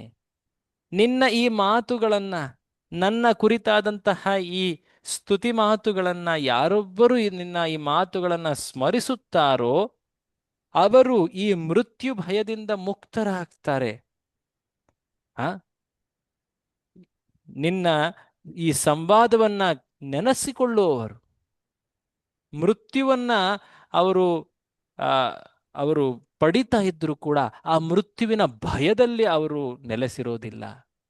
ಆ ಮೃತ್ಯು ಅವರನ್ನ ಆಧ್ಯಾತ್ಮಿಕ ಜಗತ್ತಿಗೆ ಕರೆದೊಯ್ಯುವಂತಹ ಒಂದು ಮಹಾನ್ ಸ್ನೇಹಿತನಂತಾಗ್ತಾನೆ. ಆ ಮೃತ್ಯು ಭಯ ಈ ಜಗತ್ತನ್ನೇ ಹಿಡಿದಿಟ್ಟಿರುವಂತಹ ಆ ಭಯ ಅತ್ಯಂತ ಭೀಷಣ ಭಯ. ಆ ಭಯವೂ ಕೂಡ ಆ, ನಿನ್ನ ಸಂವಾದವನ್ನು ಸ್ಮರಿಸುವವರಿಗೆ ಯಾವುದೇ ನೋವನ್ನುಂಟು ಮಾಡುವುದಿಲ್ಲ. ಅವರು ಸದಾ ಅದರಿಂದ ಮುಕ್ತರಾಗಿರ್ತಾರೆ. ಹೀಗೆ ಈ ಕೃಷ್ಣ ಇದಾದ ನಂತರ ಅಲ್ಲಿ ಒಂದು ವಿಶೇಷವಾದಂತಹ ಕಾಳಗ ಮುಂದುವರಿತಾ ಇದೆ. ಆ ಕಾಳಗ ಮುಂದುವರಿಯುತ್ತೆ. ಆ ಸಮಯದಲ್ಲಿ ನಿದ್ರೆಗೊಳಗಾಗಿದ್ದಂತಹ ಶಿವ ಎಚ್ಚೆತ್ತು ಬರ್ತಾ ಇದ್ದಾನೆ. ಆ ಸಮಯದಲ್ಲಿ ಓಡಿ ಹೋಗಿದ್ದಂತಹ ಬಾಣಾಸುರ ಮತ್ತೆ ಅಲ್ಲಿ ಕೃಷ್ಣನ ವಿರುದ್ಧ ಯುದ್ಧ ಮಾಡಲಿಕ್ಕೆ ಸನ್ನದ್ಧನಾಗಿ ಮುಂದೆ ಬರ್ತಾ ಇದ್ದಾನೆ. ಆಗ ಆತ ತನ್ನ ಬಾಹುಗಳಿಂದ ಅನೇಕ ಬಾಣಗಳನ್ನ ಈಗ ಪ್ರಯೋಗಿಸ್ಲಿಕ್ಕೆ ಅಂತ ಮುಂದೆ ಬರ್ತಾ ಇದ್ದಾನೆ. ತಕ್ಷಣವೇ ಶ್ರೀ ಕೃಷ್ಣ ಆತನನ್ನ ನಿಗ್ರಹಿಸಲಿಕ್ಕೆ ತನ್ನ ಸುದರ್ಶನ ಚಕ್ರವನ್ನು ಉಪಯೋಗಿಸ್ತಾನೆ. ಆ ಸುದರ್ಶನ ಚಕ್ರದಿಂದ ಆತನ ಆ ಬಾಹುಗಳನ್ನ ತುಂಡರಿಸ್ತಾನೆ. ಆ ತುಂಡಾದಂತಹ ಬಾಹುಗಳ ಆ ದೃಶ್ಯ ಹೇಗಿತ್ತು? ಕೆಲವೊಮ್ಮೆ ಮಳೆಗಾಲದ ನಂತರ ಅತೀವವಾಗಿ ಬೆಳೆದಂತಹ ಮರದ ಕೊಂಬೆಗಳನ್ನ ಹೇಗೆ ಆ ಉದ್ಯಾನವನ್ನ ನೋಡಿಕೊಳ್ಳುವಂತಹ ಮಾಲಿ ತುಂಡರಿಸ್ತಾನೋ ಹಾಗೆ ಈ ಅಹಂಕಾರಿಯಾದ ಈ ಬಾಣಾಸುರನ ಈ ಸಹಸ್ರ ಬಾಹು, ಕೇವಲ 4 ಕೈಗಳ ಅಥವಾ ಭುಜಗಳನ್ನ ಬಿಟ್ಟು ಉಳಿದೆಲ್ಲ ಬಾಹುಗಳನ್ನ ಶ್ರೀಕೃಷ್ಣ ತುಂಡರಿಸಿದ. ಅದಾದ ನಂತರ ಇನ್ನೇನು ಆ ತುಂಡರಿಸಿರುವಂತಹ ಬಾಹುಗಳಿಂದ ರಕ್ತ ಹೊರಹೊಮ್ಮತಾ ಇದೆ. ಪೂರ್ತಿ ರಕ್ತಮಯ ಆಗಿಬಿಟ್ಟಿದ್ದಾನೆ ಆ ಬಾಣಾಸುರ. ಆತ ಪರಾಜಿತನಾದಂತೆ ಕಾಣ್ತಾ ಇದೆ. ಆ ಸಮಯದಲ್ಲಿ ಭಗವಾನ್ ಶಿವ ಮತ್ತೆ ಕೃಷ್ಣನ ಮುಂದೆ ಬರ್ತಾನೆ. ಈಗ ಆತ ತನ್ನ ಭಕ್ತನಾದ ಬಾಣಾಸುರನ ಪಕ್ಷದಿಂದ ಆತ ಕ್ಷಮೆಯಾಚಿಸ್ಲಿಕ್ಕೆ ಮುಂದೆ ಬರ್ತಾ ಇದ್ದಾನೆ. ವಿಶೇಷ ನೋಡಿ. ಹೀಗೆ ಶಿವ ಆತನಿಗೆ ಈ ಪೂರ್ತಿ ಒಂದು ಪ್ರಸಂಗದಲ್ಲಿ ಭಗವಂತ ಎಂದೇ ಸಂಬೋಧಿಸಲಾಗಿದೆ. ಶ್ರೀಕೃಷ್ಣ ಸ್ವಯಂ ಭಗವಾನ್ ಅವತಾರಿ. ಶಿವ ಆತ ಶ್ರೀಕೃಷ್ಣನ ಶಕ್ತಿ ಸಂಪನ್ನ. ನಾವು ಬ್ರಹ್ಮ ಸಂಹಿತೆಯಲ್ಲಿ ಕೇಳ್ತೇವೆ, ಕ್ಷೀರಂ ದಧಿವಿಕಾರ ವಿಶೇಷ ಯೋಗಾತ್ ಸಂಜಾಯತೆ ನಹಿ ತಥಾ ಪೃಥಗಸ್ತಿ ಹೇತೋ ಯಃ ಶಂಭುತಾಂ ಅಪಿ ತಥಾ ಸಮುಪೈತಿ ಕಾರ್ಯಾತ್ ಗೋವಿಂದಮಾದಿ ಪುರುಷಂ ತಮಹಂ ಭಜಾಮಿ. ಹೇಗೆ ಹಾಲಿನ ಒಂದು ವಿಶೇಷ ರೂಪ ಅದು ಮೊಸರು. ಎರಡೂ ಕೂಡ ಒಂದು ರೀತಿ ಮೊಸರಿನ ಮೂಲ ಹಾಲೆ. ತತ್ವರೂಪದಲ್ಲಿ ನೋಡಿದ್ರೆ ನೀವು ಒಂದು ರೀತಿ ಸಮಾನವಾಗಿ ಕಾಣಬಹುದು. ಆದರೆ ಶಿವ ಆತ ಭೌತಿಕ ಗುಣಗಳ ಸಂಪರ್ಕದಲ್ಲಿರುವುದರಿಂದ ಆ ತತ್ವವನ್ನು ಕೂಡ ವಿಶೇಷವಾಗಿ ಪರಿಗಣಿಸಲಾಗಿದೆ. ಶಂಭು ತತ್ವ, ಶಿವನ ತತ್ವ ಅದು ಜೀವಿಗಳಂತಲ್ಲ. ಬ್ರಹ್ಮನಂತೆ ಆತ ಜೀವಿಯಲ್ಲ, ದೇವತೆಗಳಂತೆ ಆತ ಸಾಮಾನ್ಯ ಜೀವಿಯಲ್ಲ. ಆತ ವಿಶೇಷ ತತ್ವ. ಆತ ವಿಷ್ಣು ತತ್ವವೂ ಅಲ್ಲ. ಆತನ ತತ್ವ ಬಹಳ ವಿಶೇಷವಾದದ್ದು. ಆತ ಈ ಬ್ರಹ್ಮಾಂಡಕ್ಕೆ ತಂದೆಯಂತೆ. ಆ, ಆತ ಶರೀರಗಳನ್ನ ಅಹಂಕಾರವನ್ನ ಪ್ರದಾನ ಮಾಡ್ತಾನೆ, ಆದಿ ಗುರುವಾಗಿ ಕೂಡ ನಿಲ್ತಾನೆ. ಆ, ಅಷ್ಟೇ ಅಲ್ಲದೆ ಶ್ರೀಕೃಷ್ಣನ ಒಂದು ಪ್ರತಿನಿಧಿಯಾಗಿ ಆತ ಈ ಜಗತ್ತಿನಲ್ಲಿ ಕಾರ್ಯವಹಿಸ್ತಾನೆ. ಈಗ ಈ ಭಗವಂತ ಶಿವ ಸ್ವಯಂ ಭಗವಾನ್ ಶ್ರೀಕೃಷ್ಣನಿಗೆ ಸ್ತುತಿಯನ್ನ ಮಾಡ್ತಾ ಇದ್ದಾನೆ. ಆ ಸ್ತುತಿಯಲ್ಲಿ ಅನೇಕ ವಿಶೇಷ ಅಂಶಗಳಿವೆ. ಶ್ರೀಕೃಷ್ಣನ ಬಳಿ ಮುಂದೆ ಬಂದು ಶಿವ ತಲೆಬಾಗಿ ಅಲ್ಲಿ ಪ್ರಾರ್ಥನೆಯನ್ನ ಮಾಡ್ತಾ ಇದ್ದಾನೆ. ಏನದು ಪ್ರಾರ್ಥನೆಗಳು? ನಾನು ಇಲ್ಲಿ ಯಾರಾದರೂ ಇದನ್ನ ಓದ್ಲಿಕ್ಕೆ ಆಗ್ಬೋದಂತ ನಾನಿಲ್ಲಿ ಸ್ಕ್ರೀನಲ್ಲಿ ತೋರಿಸ್ತೀನಿ. ಯಾರಾದರೂ ಓದ್ತೀರಾ ಇದನ್ನ ದಯವಿಟ್ಟು? ಹರೇ ಹರೇ ಕೃಷ್ಣ. ಕೃಷ್ಣ ಪ್ರಭು. ಹರೇ ಕೃಷ್ಣ ಪ್ರಭು. ಒಬ್ರು ಓದಿ, ಯಾರಾದರೂ ಒಬ್ರು ಓದಿ. Okay Prabhu, thank you. ಓದಿ. ಹರೇ ಕೃಷ್ಣ. ಶಿವನ ಪ್ರಾರ್ಥನೆಗಳು. ನೀವು ಮಾತ್ರ ಪರಮ ಸತ್ಯವಾಗಿದ್ದೀರಿ. ನಿರ್ಮಲವಾದ ಮನಸ್ಸಿನವರು ನಿರ್ಮಲವಾದ ಮನಸ್ಸಿನವರು ಮಾತ್ರ ನಿಮ್ಮನ್ನು ನೋಡಬಲ್ಲರು. ಸೊ ಶಿವ ಮೊದಲನೇದಾಗಿ ಹೇಳ್ತಾ ಇದ್ದಾನೆ, ಪರಮ ಸತ್ಯ ಅಂದ್ರೆ ಅದು ನೀನು ಮಾತ್ರ. ಸತ್ಯಂ ಪರಂ ಧೀಮಹಿ. ಜಗತ್ತಿನಲ್ಲಿ ಅನೇಕರು ನಾನು ಪರಮ ಸತ್ಯ ಎಂದು ಭಾವಿಸ್ತಾರೆ, ಆದರೆ ನಾನು ಈಗ ಈ ದಿನ ಜಗತ್ತಿಗೆ ಘೋಷಣೆಯನ್ನ ಮಾಡ್ತಾ ಇದ್ದೀನಿ, ನೀನು ಮಾತ್ರ ಪರಮ ಸತ್ಯ, ಬೇರೆ ಯಾರೂ ಅಲ್ಲ. ನೀನೇ ಆ ಏಕೈಕ ಸಾಮ್ರಾಟ್ ಸ್ವರಾಟ್ ಅಂತ ಘೋಷಿಸ್ತಾ ಇದ್ದಾನೆ. ಅದಾದ ನಂತರ ಶಿವ ತನ್ನ ಪ್ರಾರ್ಥನೆಯನ್ನ ಮುಂದುವರಿಸ್ತಾನೆ. ಓದಿ. ಪ್ರತಿಯೊಂದು ನಿಮ್ಮಲ್ಲೇ ಅಡಗಿದೆ ವಿಶ್ವರೂಪ. ನೀವು ಧರ್ಮವನ್ನು ರಕ್ಷಿಸಲು ಭೂಮಿಗೆ ಇಳಿದು ಬರುತ್ತೀರಿ. ನೀವು ಆದಿಪುರುಷರು. ಭೌತಿಕ ಗುಣಗಳಿಂದ ಮರೆಯಾಗಿದ್ದರೂ ನೀವು ನಮಗೆ ಈ ಪ್ರಪಂಚವನ್ನು ತೋರಿಸುತ್ತೀರಿ. ಈ ಜಗತ್ತಿನಲ್ಲಿರುವಂತಹ ಪ್ರತಿಯೊಂದು ಕೂಡ ನಿನ್ನ ಆಧಾರದ ಮೇಲೆಯೇ ನಿಂತಿದೆ. ಇದನ್ನ ನೀನು ಆ ಕುರುಕ್ಷೇತ್ರ ಯುದ್ಧ ಭೂಮಿಯಲ್ಲಿ ನಿನ್ನ ವಿಶ್ವರೂಪದ ಮೂಲಕ ತೋರಿಸಿದ್ದೆ. ಪ್ರತಿಯೊಂದು ಕೂಡ ನಿನ್ನ ತೇಜಸ್ಸಿನ ಒಂದು ಕಣ ಮಾತ್ರ. ಮಮ ತೇಜೋ ಅಂಶ ಸಂಭವ ಅನ್ನೋ ಒಂದು ಮಾತಿನಿಂದ ನೀನೇ ಹೇಳಿದ್ದೆ. ಈ ಜಗತ್ತಿನಲ್ಲಿ ನೀನು ಅವತರಿಸುವ ಆ ಉದ್ದೇಶ ಅದು ಧರ್ಮ ಸ್ಥಾಪನೆ, ಅದು ನಿನ್ನ ಶಿಷ್ಟರ ರಕ್ಷಣೆ. ನೀನು ಆದಿಪುರುಷ. ಅಹಂ ಏವಾಸಮೇವಾಗ್ರೇ. ನೀನು ಎಲ್ಲದರ ಸೃಷ್ಟಿಯ ಮುಂಚೆ ಇದ್ದವನು, ಎಲ್ಲದರ ನಾಶ ನಂತರವೂ ಇರುವವನು. ಅಹಂ ಸರ್ವಸ್ಯ ಪ್ರಭವ ಭಗವದ್ಗೀತೆಯಲ್ಲೂ ಶ್ರೀಕೃಷ್ಣ ಹೇಳಿದ್ದಾನೆ. ಆದರೂ ಕೂಡ ನೀನು ಈ ಅಜ್ಞಾನದ ಮಂಕಿನಿಂದ ಕವಿದವರಿಗೆ ಕಣ್ಣುಗಳಿಗೆ ನೀನು ಗೋಚರಿಸೋದಿಲ್ಲ, ನೀನು ಅವರ ದೃಷ್ಟಿಗೆ ಕಾಣುವುದಿಲ್ಲ. ಹೀಗೆ ನೀನು ಮರೆಯಾಗಿರ್ತೀಯ. ಆದರೂ ಕೂಡ ಈ ಜಗತ್ತಿನ ಪ್ರತಿಯೊಂದು ಅಂಶ ನಿನ್ನ ಕಾರಣದಿಂದನೇ ಜೀವಿಗೆ ಅದು ಗೋಚರವಾಗತ್ತೆ. ಸೂರ್ಯ, ಆಕಾಶದಲ್ಲಿರುವ ಸೂರ್ಯ ಕೆಲವೊಮ್ಮೆ ಮೋಡದ ಕಾರಣದಿಂದ ಸಾಮಾನ್ಯರ ಕಣ್ಣಿಗೆ ಕಾಣುವುದಿಲ್ಲ. ಆದರೆ ಆ ಸೂರ್ಯನ ಪ್ರಭಾವದಿಂದನೇ ಸಾಮಾನ್ಯರು ಮೋಡ ಅದನ್ನು ಕಾಣಲಾಗ್ತದೆ. ಸೊ ಕೃಷ್ಣನ ಶಕ್ತಿಯ ಕಾರಣದಿಂದ ನಾವು ಈ ಜಗತ್ತಿನ ಎಲ್ಲ ವಸ್ತುಗಳ ಒಂದು ರೀತಿ ಗ್ರಹಣವನ್ನ, ಅಂದ್ರೆ ಅನುಭವವನ್ನ, ಜ್ಞಾನವನ್ನ ಪಡೆಯಬಹುದು. ನೀನು ಸೂರ್ಯನಂತೆ. ಅದಲ್ಲದೆ ಈ ಸಂಸಾರದಲ್ಲಿರುವಂತಹ ಜನರು ನಿನ್ನನ್ನ ಕಾಣದೆ, ನಿನ್ನ ಕುರಿತಾದಂತಹ ಆ ಅಜ್ಞಾನದ ಕಾರಣದಿಂದಾಗಿ ಮಾಯೆಗೆ ಒಳಗಾಗ್ತಾರೆ. ಮುಂದೆ ಓದಿ. ಮಾಯೆಯ ಕಾರಣದಿಂದಾಗಿ ಜನರು ಸಂಸಾರದ ಆಸಕ್ತಿಗೆ ಒಳಗಾಗಿ ಈ ಸಂಸಾರ ಸಾಗರದಲ್ಲಿ ಮುಳುಗುತ್ತಾರೆ. ಮನುಷ್ಯ ಜನ್ಮವನ್ನು ಪಡೆದು ನಿಮ್ಮನ್ನು ಆರಾಧಿಸದವರು ಆತ್ಮವಂಚಕರು. ಅವರು ಅಮೃತವನ್ನು ನಿರಾಕರಿಸಿ ವಿಷವನ್ನು ಸೇವಿಸುತ್ತಿದ್ದಾರೆ. ಸೊ ಹೀಗೆ ಸಂಸಾರದ ಸಾಗರದಲ್ಲಿ ಕೆಲವೊಮ್ಮೆ ಆ ಅಲೆಗಳ ಪ್ರಭಾವದಿಂದ ಮೇಲೆ ಬಂದಂತೆ ಕಂಡರೂ ಕೂಡ ಮತ್ತೆ ಜೀವಿಗಳು ಆ ಆಸಕ್ತಿಯಲ್ಲಿ ಮುಳುಗಿ ಹೋಗ್ತಾರೆ. ದೇಹ ಆಸಕ್ತಿ, ದೇಹ ಪರಿಚಯದಿಂದಾಗಿ, ದೇಹಾತ್ಮ ಬುದ್ಧಿಯ ಕಾರಣದಿಂದಾಗಿ. ಭೌತಿಕ ಪ್ರಕೃತಿ ಒಂದು ವಿಶೇಷ ಅನುಗ್ರಹದಂತೆ ಪ್ರತಿ ಜೀವಿಗೆ ಮನುಷ್ಯ ಜನ್ಮವನ್ನ ನೀಡಿ ಎಚ್ಚೆತ್ತುಕೊಳ್ಳಲಿಕ್ಕೆ ಒಂದು ಅವಕಾಶವನ್ನ ನೀಡ್ತದೆ. ಆದರೆ ಆ ಮನುಷ್ಯ ಜನ್ಮವನ್ನ ಸರಿಯಾಗಿ ಉಪಯೋಗಿಸಿಕೊಳ್ಳದವರು ಅವರು ನಿನ್ನನ್ನು ಆರಾಧಿಸದೆ ಮತ್ತೆ ಆ ಮನುಷ್ಯ ಜನ್ಮದಲ್ಲಿಯೂ ಕೂಡ ಇಂದ್ರಿಯ ಸುಖದಲ್ಲಿ ಸುಖದ ಬಯಕೆಯಲ್ಲಿ ಸಮಯವನ್ನ ವ್ಯಯ ಮಾಡ್ತಾರೆ. ಅವರು ನಿಜವಾಗಿಯೂ ಕೂಡ ಆತ್ಮವಂಚಕರು, ಆತ್ಮಘಾತಕರು. ಅಮೃತವನ್ನು ನಿರಾಕರಿಸಿ ವಿಷವನ್ನು ಕುಡಿಯುವಂತಹ ದುರ್ಬುದ್ಧಿಯುಳ್ಳವರು. ನಾನು ನನ್ನೆಲ್ಲ ಗಣಗಳ ಜೊತೆ, ಈ ಎಲ್ಲ ದೇವತೆಗಳ ಜೊತೆ ನಿನ್ನ ಮುಂದೆ ಈಗ ಶರಣಾಗ್ತಾ ಇದ್ದೀನಿ.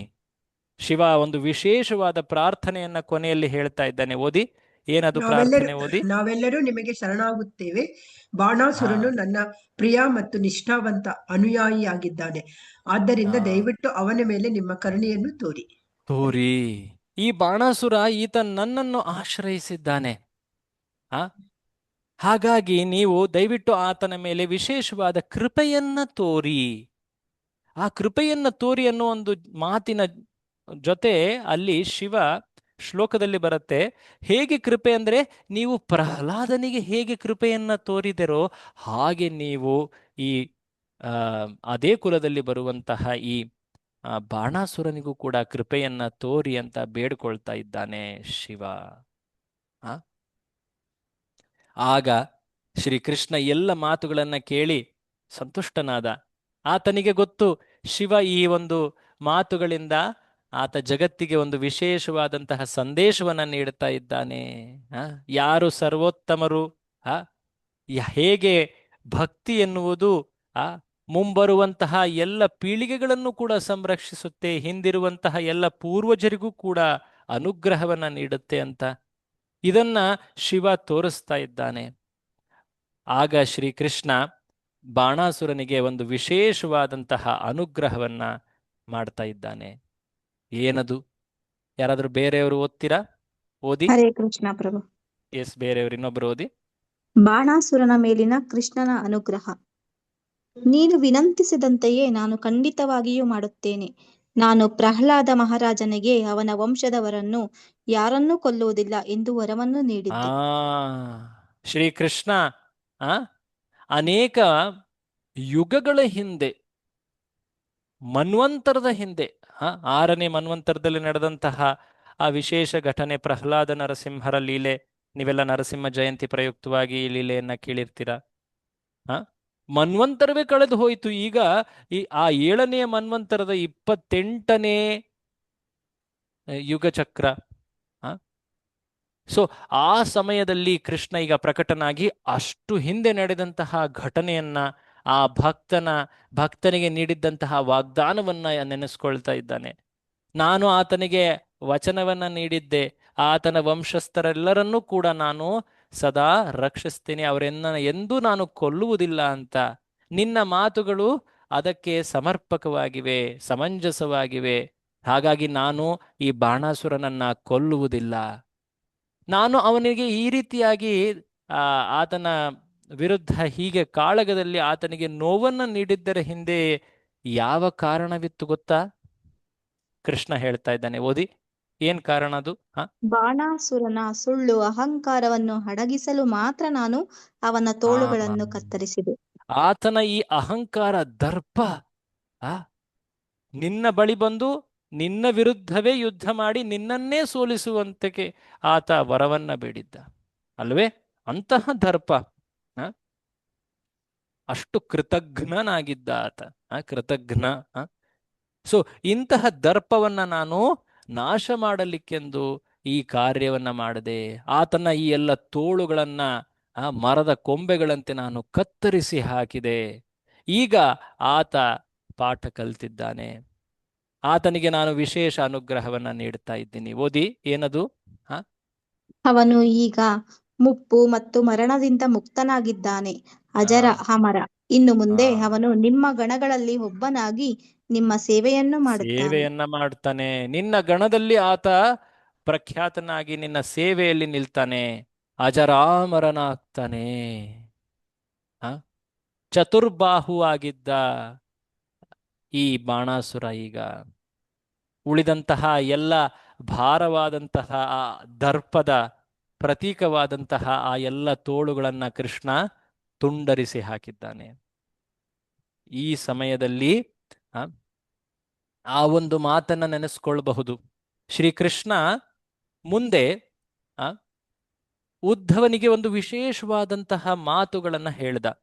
ಅದು ಉದ್ಧವ ಗೀತೆ ಅಂತ ಪ್ರಸಿದ್ಧವಾಗಿದೆ. ಆ ಉದ್ಧವ ಗೀತೆಯಲ್ಲಿ ಶ್ರೀಕೃಷ್ಣ ಬಾಣಾಸುರನ ಉಲ್ಲೇಖವನ್ನ ಮಾಡ್ತಾನೆ. ಏನದು ಉಲ್ಲೇಖ? ಕೃಷ್ಣ ಹೇಳ್ತಾನೆ, ಈ ಬಾಣಾಸುರ ಶಿವನ ಗಣವಾಗಿ ಶಿವನ ಸೇವೆಯನ್ನ ಮಾಡಿದ. ಪ್ರಹ್ಲಾದನ ಆ ಕೋರಿಕೆಯಂತೆ, ಆ ಆ ಬಲಿಯ ಭಕ್ತಿಯಂತೆ ನಾನು ಆತನಿಗೆ ಅನುಗ್ರಹವನ್ನ ನೀಡಿದೆ. ಈ ಮಹಾನ್ ಭಕ್ತರ ವಿಶೇಷ ಸಂಘ ಸಹವಾಸ, ಅವರ ಆ ಅನುಗ್ರಹದ ಕಾರಣದಿಂದಾಗಿ ಈ ಬಾಣಾಸುರನು ಕೂಡ ವೈಕುಂಠವನ್ನ ಪಡೆದ ಅಂತ ಶ್ರೀಕೃಷ್ಣ ತಾನೇ ಉದ್ಧವನಿಗೆ ಹೇಳಿದ. ಮುಂದೆ ಹಲವಾರು ವರ್ಷಗಳಾದ ನಂತರ ನಾವೆಲ್ಲ ಇಲ್ಲಿ ತಿಳಿಬಹುದು ಹೇಗೆ ಒಬ್ಬ ಭಕ್ತನ ಶುದ್ಧ ಭಕ್ತಿ ಹೇಗೆ ಕುಲವನ್ನೇ ಕಾಪಾಡುತ್ತೆ ಅಂತ. ನಾವು ನಿಜವಾಗಿಯೂ ನಮ್ಮ ಕುಲದವರ ಒಂದು ರೀತಿ ಉಪಕಾರವನ್ನು ನಾವು ಮಾಡಬೇಕಂದ್ರೆ ನಾವು ಶುದ್ಧ ಭಕ್ತಿಯನ್ನು ಪಾಲಿಸ್ಬೇಕು. ಆ ಭಕ್ತಿ ಎಲ್ಲರನ್ನೂ ಕಾಯುತ್ತೆ. ಭಗವಂತ ಎಷ್ಟು ದಯಾಮಯನೆಂದರೆ ಈ ಭಕ್ತನ ಸಂಬಂಧದಲ್ಲಿರುವವರೆಲ್ಲರಿಗೂ ಕೂಡ ನಾನು ವಿಶೇಷ ಅನುಗ್ರಹವನ್ನು ನೀಡಲು ಬಯಸ್ತೇನೆ ಅಂತ ಸದಾ ತತ್ಪರನಾಗಿರ್ತಾನೆ. ಈಗ ಇಲ್ಲಿ ಶಿವನ ವಿಶೇಷ ಕೋರಿಕೆಯಿಂದಾಗಿ, ಆ ಪ್ರಹ್ಲಾದನ ಭಕ್ತಿಯ ಕಾರಣದಿಂದಾಗಿ ಬಾಣಾಸುರನ ಮೇಲೆ ಶ್ರೀಕೃಷ್ಣನ ಅನುಗ್ರಹವಾಗಿದೆ. ಇದಾದ ಮೇಲೆ ಬಾಣಾಸುರ ಅತ್ಯಂತ ನಮ್ರನಾಗಿ ಶ್ರೀಕೃಷ್ಣನ ಮುಂದೆ ಬಂದು ಆತ ನಮಸ್ಕರಿಸ್ತಾನೆ. ತನ್ನ ಶಿರಸ್ಸನ್ನ ಶ್ರೀಕೃಷ್ಣನ ಪಾದಗಳಿಗೆ ರಕ್ತಾನೆ, ಕ್ಷಮೆಯಾಚಿಸ್ತಾನೆ. ಆತ ಪಶ್ಚಾತ್ತಾಪದಲ್ಲಿ ನೊಂದಿದ್ದಾನೆ. ಶ್ರೀಕೃಷ್ಣನ ಮುಂದೆ ಆತ ಕೈಜೋಡಿಸಿ ನಿಂತಿದ್ದಾನೆ.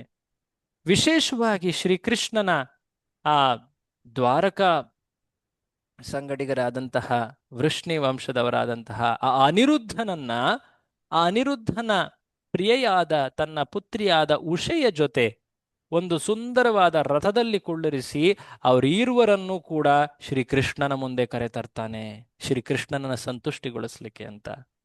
ಶ್ರೀಕೃಷ್ಣ ಶಿವನಿಗೂ ಕೂಡ ಅಲ್ಲಿಂದ ಹೊರಡ್ಲಿಕ್ಕೆ ಮಾತುಗಳನ್ನು ಹೇಳಿ ಅನುಗ್ರಹವನ್ನು ನೀಡುತ್ತಾ ಬಾಣಾಸುರನಿಗೆ ಅಲ್ಲಿಂದ ಎಲ್ಲ ತನ್ನ ವೃಷ್ಣಿ ವಂಶದವರ ಜೊತೆ ಅತ್ಯಂತ ಸಡಗರದಿಂದ ಆ ಶೋಣಿತಪುರದಿಂದ ಈಗ ದ್ವಾರಕೆಗೆ ಮರಳಿ ಹೋದ. ಹೀಗೆ ಈ ಬಾಣಾಸುರ ಪ್ರಸಂಗದಲ್ಲಿ ನಾವು ಕಾಣಬೇಕಾಗಿರುವಂತಹ ಅಂಶಗಳು ಅನೇಕವಿವೆ. ಹೇಗೆ ನಾವು ಭೌತಿಕ ಇಚ್ಛೆಗಳನ್ನಿಟ್ಟು ದೇವತೆಗಳನ್ನ ಆರಾಧಿಸಿದ್ರೂ ಕೂಡ, ಎಂತಹ ಮಹಾನ್ ವರಗಳನ್ನ ಪಡೆದ್ರೂ ಕೂಡ, ಯಾವಾಗ ನಾವು ಕೃಷ್ಣ ಮತ್ತೆ ಕೃಷ್ಣನ ಭಕ್ತರ ವಿರುದ್ಧವಾಗಿ ಕಾರ್ಯಗಳನ್ನ ಮಾಡ್ತೀವೋ ಆ ದೇವತೆಗಳೂ ಕೂಡ ನಮ್ಮನ್ನು ಸಂರಕ್ಷಿಸಲಾರರು. ಇದನ್ನ ಇಲ್ಲಿ ಕಾಣ್ತೀವಿ. ಅಷ್ಟೇ ಅಲ್ಲದೆ ಒಬ್ಬ ವ್ಯಕ್ತಿಯ ಶ್ರೀಕೃಷ್ಣನ ಕುರಿತಾದಂತಹ ಶುದ್ಧ ಭಕ್ತಿ ಆ ಕುಟುಂಬಕ್ಕೆ ಒಂದು ಮಹಾನ್ ಅಭಯ, ಮಹಾನ್ ಮಂಗಳ ಶುಭಕರ ಒಂದು ಲಾಭವಾಗ್ತದೆ ಅನ್ನೋದನ್ನು ಕೂಡ ಕಾಣ್ತೀವಿ. ಅಷ್ಟೇ ಅಲ್ಲದೆ ಶಿವನೇ ಶ್ರೀಕೃಷ್ಣನ ಸ್ತುತಿ ಮಾಡಿ ಶ್ರೀಕೃಷ್ಣನ ಮಹಿಮೆಯನ್ನ ಜಗತ್ತಿಗೆ ಸಾರಿದ. ಇದೇ ರೀತಿಯಾಗಿ ಹಿಂದೆ ಶ್ರೀಕೃಷ್ಣನ ವಿಸ್ತಾರವಾದ ವಿಷ್ಣುವಿನ ಮುಂದೆ ಆ ರುದ್ರಮೋಹನ ಮೋಹಿನಿಯಿಂದಾಗಿ ಆ ಶಿವನ ಮೋಹನ ಸ್ಥಿತಿಯಾದಾಗ ಮೋಹಿತನಾದ ನಂತರ, ವೀರ್ಯಸ್ಖಲನದ ನಂತರ ಒಂದು ರೀತಿ ಶಿವನಿಗೆ ಅತ್ಯಂತ ಮುಜುಗರದ ಮಾತದು. ಒಂದು ರೀತಿ ಕಾಮಾಂಧನಾಗಿ ಮೋಹಿನಿಯ ಹಿಂದೆ ಹಿಂದೆ ಆತ ಓಡಿ ಹೋಗ್ತಾ ಇದ್ದ. ಅದಾದ ಮೇಲೆ ಅನೇಕ ಗಳಿಗೆಗಳ ನಂತರ ಶಿವನನ್ನ ಬಾಹ್ಯ ಪ್ರಜ್ಞೆಗೆ ವಿಷ್ಣುವೇ ಕರೆತಂದ. ಅದಾದ ಮೇಲೆ ಶಿವ ವಿಷ್ಣುವಿನ ಮುಂದೆ ಬಂದು, ಹೇ ವಿಷ್ಣು, ನೀನು ನನ್ನ ಜೊತೆ ಈ ರೀತಿಯಾಗಿ ನಡೆದುಕೊಂಡಿದ್ದರಿಂದ ನಾನು ಸ್ವಲ್ಪವೂ ನನಗೆ ಬೇಸರವಾಗಿಲ್ಲ. ನಾನು ಅತ್ಯಂತ ಹರ್ಷಿತನಾಗಿದ್ದೀನಿ. ನಾನು ನಿನ್ನಿಂದ ನಾನು ಆ, ನಿನ್ನ ನಿನ್ನ ವಿರುದ್ಧ ನಾನು ಸೋತೆ ಎನ್ನುವುದರ ಅಭಿಮಾನ ನನಗೆ ಇದೆ.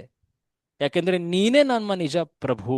ಇದನ್ನ ನಾನು ಜಗತ್ತಿಗೆ ಸಾರಲಿಕ್ಕೆ ಒಂದು ಅದ್ಭುತ ಅವಕಾಶ ನನಗಿದೆ. ಹೀಗೆ ಆ ಶಿವನ ಮಾತುಗಳನ್ನ ಕೇಳಿ ಆತನ ಶ್ರದ್ಧೆ ಅಚಲವಾದ ಶ್ರದ್ಧೆ. ಆ ಇಂದ್ರಿಯಗಳ ಒಂದು ರೀತಿಯ ಆ ದುಷ್ಟ ಪ್ರಭಾವದ ಮಧ್ಯೆಯೂ ಕೂಡ ಭಕ್ತನ ಶ್ರದ್ಧೆ ಹೇಗೆ ಅಚಲವಾಗಿರುತ್ತೆ ಅನ್ನೋದನ್ನ ತೋರಿಸ್ತಾ ಇದ್ದ ಅಲ್ಲಿ ಶಿವ. ಆ, ಒಬ್ಬ ಉತ್ತಮ ಶ್ರದ್ಧಾಳು ಭಕ್ತನಂತೆ. ಸೊ ಅದನ್ನ ಕಂಡು ವಿಷ್ಣು ಅಲ್ಲಿ ಶಿವನಿಗೆ ಅನುಗ್ರಹವನ್ನ ನೀಡಿದ್ದ.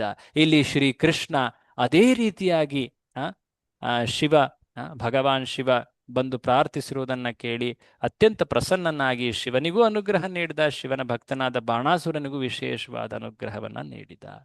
ಹೀಗೆ ಈ ಪ್ರಸಂಗ ಅಲ್ಲಿ ವರ್ಣನೆಯಲ್ಲಿ ನಾವು ಕಾಣ್ತೇವೆ. 63ನೇ ಅಧ್ಯಾಯದಲ್ಲಿ ನೀವೆಲ್ಲ ಇದರ ವರ್ಣನೆಯನ್ನ ಇನ್ನಷ್ಟು ವಿಸ್ತಾರವಾಗಿ ನೋಡಬಹುದು. ಇದಾದ ಮೇಲೆ ಶುಕಮುನಿಗಳು ಒಂದು ವಿಶೇಷವಾದಂತಹ ಲೀಲೆಯ ಪರಿಚಯವನ್ನ ನಮಗೆ ನೀಡ್ತಾರೆ. ಆ ಲೀಲೆ ಹೇಳಬೇಕಂದ್ರೆ ಶ್ರೀಕೃಷ್ಣನ ಮಕ್ಕಳ ಜೊತೆ ಆದಂತಹ ಲೀಲೆ. ಇಲ್ಲಿವರೆಗೆ ನಾವು ಶ್ರೀಕೃಷ್ಣನ ಮೊಮ್ಮಕ್ಕಳ ಕುರಿತಾಗಿ ಮಾತನಾಡ್ತಾ ಇದ್ವಿ. ಅನಿರುದ್ಧ ಅವರಲ್ಲಿ ಶ್ರೇಷ್ಠ. ಈಗ ಕೆಲ ವರ್ಷಗಳ ಹಿಂದೆ ನಮ್ಮನ್ನ ಕರ್ಕೊಂಡು ಹೋಗ್ತಾ ಇದ್ದಾರೆ ಶುಕಮುನಿಗಳು. ಆ ಒಂದು ವಿಶೇಷವಾದ ಲೀಲೆ ದ್ವಾರಕೆಯ ಹೊರ ಪ್ರದೇಶದ ಉದ್ಯಾನದಲ್ಲಿ ಆದಂತಹ ಲೀಲೆ. ಅಲ್ಲಿ ಯದುವಂಶದ ರಾಜಕುಮಾರರಾದಂತಹ ಸಾಂಬ, ಚಾರುದೇಶ್ನ, ಪ್ರದ್ಯುಮ್ನ ಇವರೆಲ್ಲರೂ ಕೂಡ ಒಂದು ರೀತಿಯ ಹದಿಹರೆಯದ ಬಾಲಕರು. ಅವರು ಅಲ್ಲಿ ಆಟವಾಡ್ತಾ ಇದ್ರು.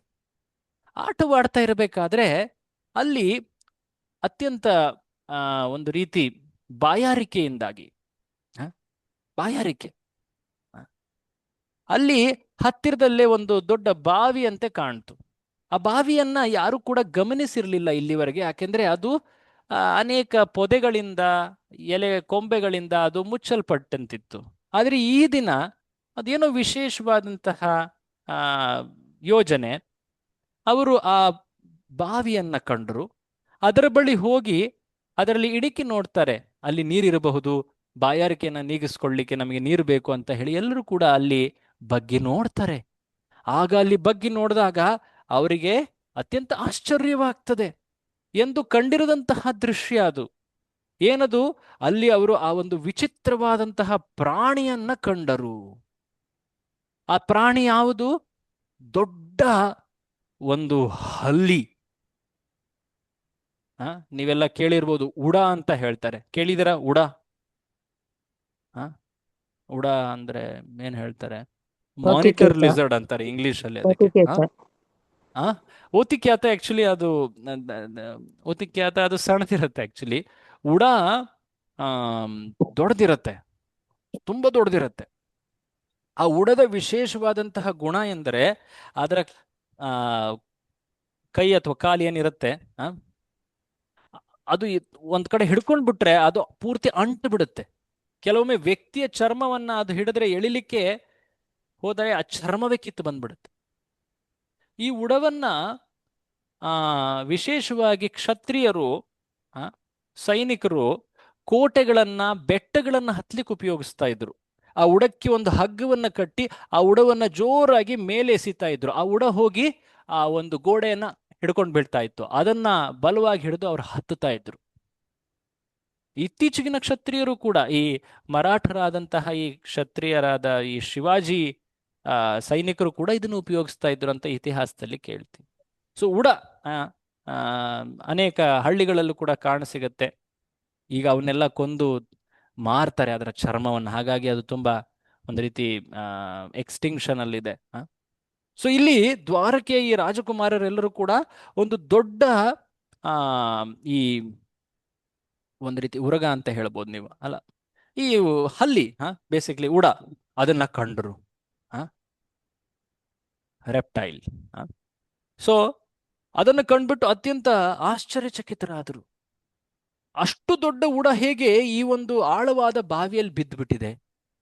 ಹ ಆ ಬಾವಿಯಲ್ಲಿ ಅದು ಹೇಗೆ ಬಂದು ಬಿತ್ತು? ಓಕೆ, ಅದು ಹೇಗೋ ಬಂದು ಬಿದ್ದ್ಬಿಟ್ಟಿದೆ, ಅದು ಹೊರಗೆ ಬರ್ಲಿಕ್ಕೆ ಪ್ರಯತ್ನ ಮಾಡ್ತಾ ಇದೆ, ಆಗ್ತಾ ಇಲ್ಲ. ಹೇಗಾದ್ರೂ ಮಾಡಿ ನಾವೆತ್ತಲಿಕ್ಕಾಗುತ್ತಾ ಅಂತ ಹೇಳಿ ಕೆಲವೊಂದು ವಸ್ತುಗಳಿಂದ ಅದನ್ನ ಎತ್ತಲಿಕ್ಕೆ ಪ್ರಯತ್ನ ಮಾಡ್ತಾ ಇದ್ದಾರೆ, ಆದ್ರೆ ಅದು ಆಗ್ತಾ ಇಲ್ಲ ಅವರಿಂದ. ಆಗ ಅವರು ಸಹಜವಾಗಿ, ದ್ವಾರಕೆ ವಾಸಿಗಳು ಸಹಜವಾಗಿ ಯಾವುದೇ ಒಂದು ಆಶ್ಚರ್ಯಕರ ಅಥವಾ ಒಂದು ರೀತಿ ಭಯಾನಕ ಅಥವಾ ಅತ್ಯಂತ ಹರ್ಷದ ಮಾತುಗಳೇ ಆಗಿರಬಹುದು, ಅವೆಲ್ಲವೂ ನಡೀತಾ ಇದ್ರೆ ತಕ್ಷಣವೇ ಅವರಿಗೆ ಶ್ರೀಕೃಷ್ಣನ ಸ್ಮರಣೆ ಆಗ್ತದೆ ಸಹಜವಾಗಿ. ಸೊ ಅವರು ಶ್ರೀಕೃಷ್ಣನನ್ನ ನೆನೆಸಿ ಕೃಷ್ಣನ ಬಳಿ ಓಡಿ ಹೋಗ್ತಾರೆ. ತಂದೆ ಕೃಷ್ಣ, ಅತ್ಯಂತ ವಿಚಿತ್ರವಾದದ್ದನ್ನು ನಾವು ಕಂಡ್ವಿ ಇವತ್ತು ಅಂತ ಹೇಳಿ ಏನನ್ನ ಕಂಡ್ವೋ ಅದರ ಬಗ್ಗೆ ಹೇಳ್ತಾರೆ. ಶ್ರೀಕೃಷ್ಣನನ್ನ ಅಲ್ಲಿ ಕರೆತರ್ತಾರೆ. ಶ್ರೀಕೃಷ್ಣ ನೋಡ್ತಾನೆ ಬಗ್ಗಿ ಆ ಒಂದು ಬಾವಿಯಲ್ಲಿ ಏನಿದೆ ಅಂತ ನೋಡ್ತಾ ಇದ್ದ ಹಾಗೆ ಆತ ತನ್ನ ಎಡಗೈಯನ್ನ ಮುಂದೆ ಮಾಡಿ ಆ ಎಡಗೈಯ ಸಹಾಯದಿಂದ ಆ ಒಂದು ಉರಗ, ಆ ಉಡವನ್ನ, ಹಲ್ಲಿಯನ್ನ ಆತ ಎತ್ತಾನೆ. ಇದರಲ್ಲಿ ಏನು ವಿಶೇಷ ಇದೆ? ಆತನ ಸ್ಪರ್ಶ ಮಾತ್ರದಿಂದ ಆ ಉಡ ಅಥವಾ ಆ ಹಲ್ಲಿ ದೇವತಾ ಪುರುಷನ ರೂಪದಲ್ಲಿ ಅಲ್ಲಿ ಕಂಗೊಳಿಸ್ತದೆ. ತಕ್ಷಣವೇ ರೂಪಾಂತರವಾಗ್ತದೆ. ನೀವೆಲ್ಲರೂ ಕೂಡ ಶ್ರೀಕೃಷ್ಣನ ಲೀಲೆಗಳನ್ನ ಇಲ್ಲಿವರೆಗೆ ಕೇಳ್ತಾ ಬಂದಿದ್ದೀರಾ. ಇದೇ ರೀತಿಯಾದಂತಹ ಒಂದು ಲೀಲೆ ವೃಂದಾವನದಲ್ಲೂ ನಡೆದಿತ್ತು, ನೆನೆಸ್ಕೊಳ್ತೀರಾ? ಗಂಧರ್ವ, ಚಿತ್ರಕೇತು ಗಂಧರ್ವ. ಓಕೆ, ಏನದು? ಏನಾಯ್ತು ಚಿತ್ರಕೇತು ಗಂಧರ್ವ? ಏನದು? ಅರ್ಥ ಏನು? ಅದು ಬೆಂಕಿ.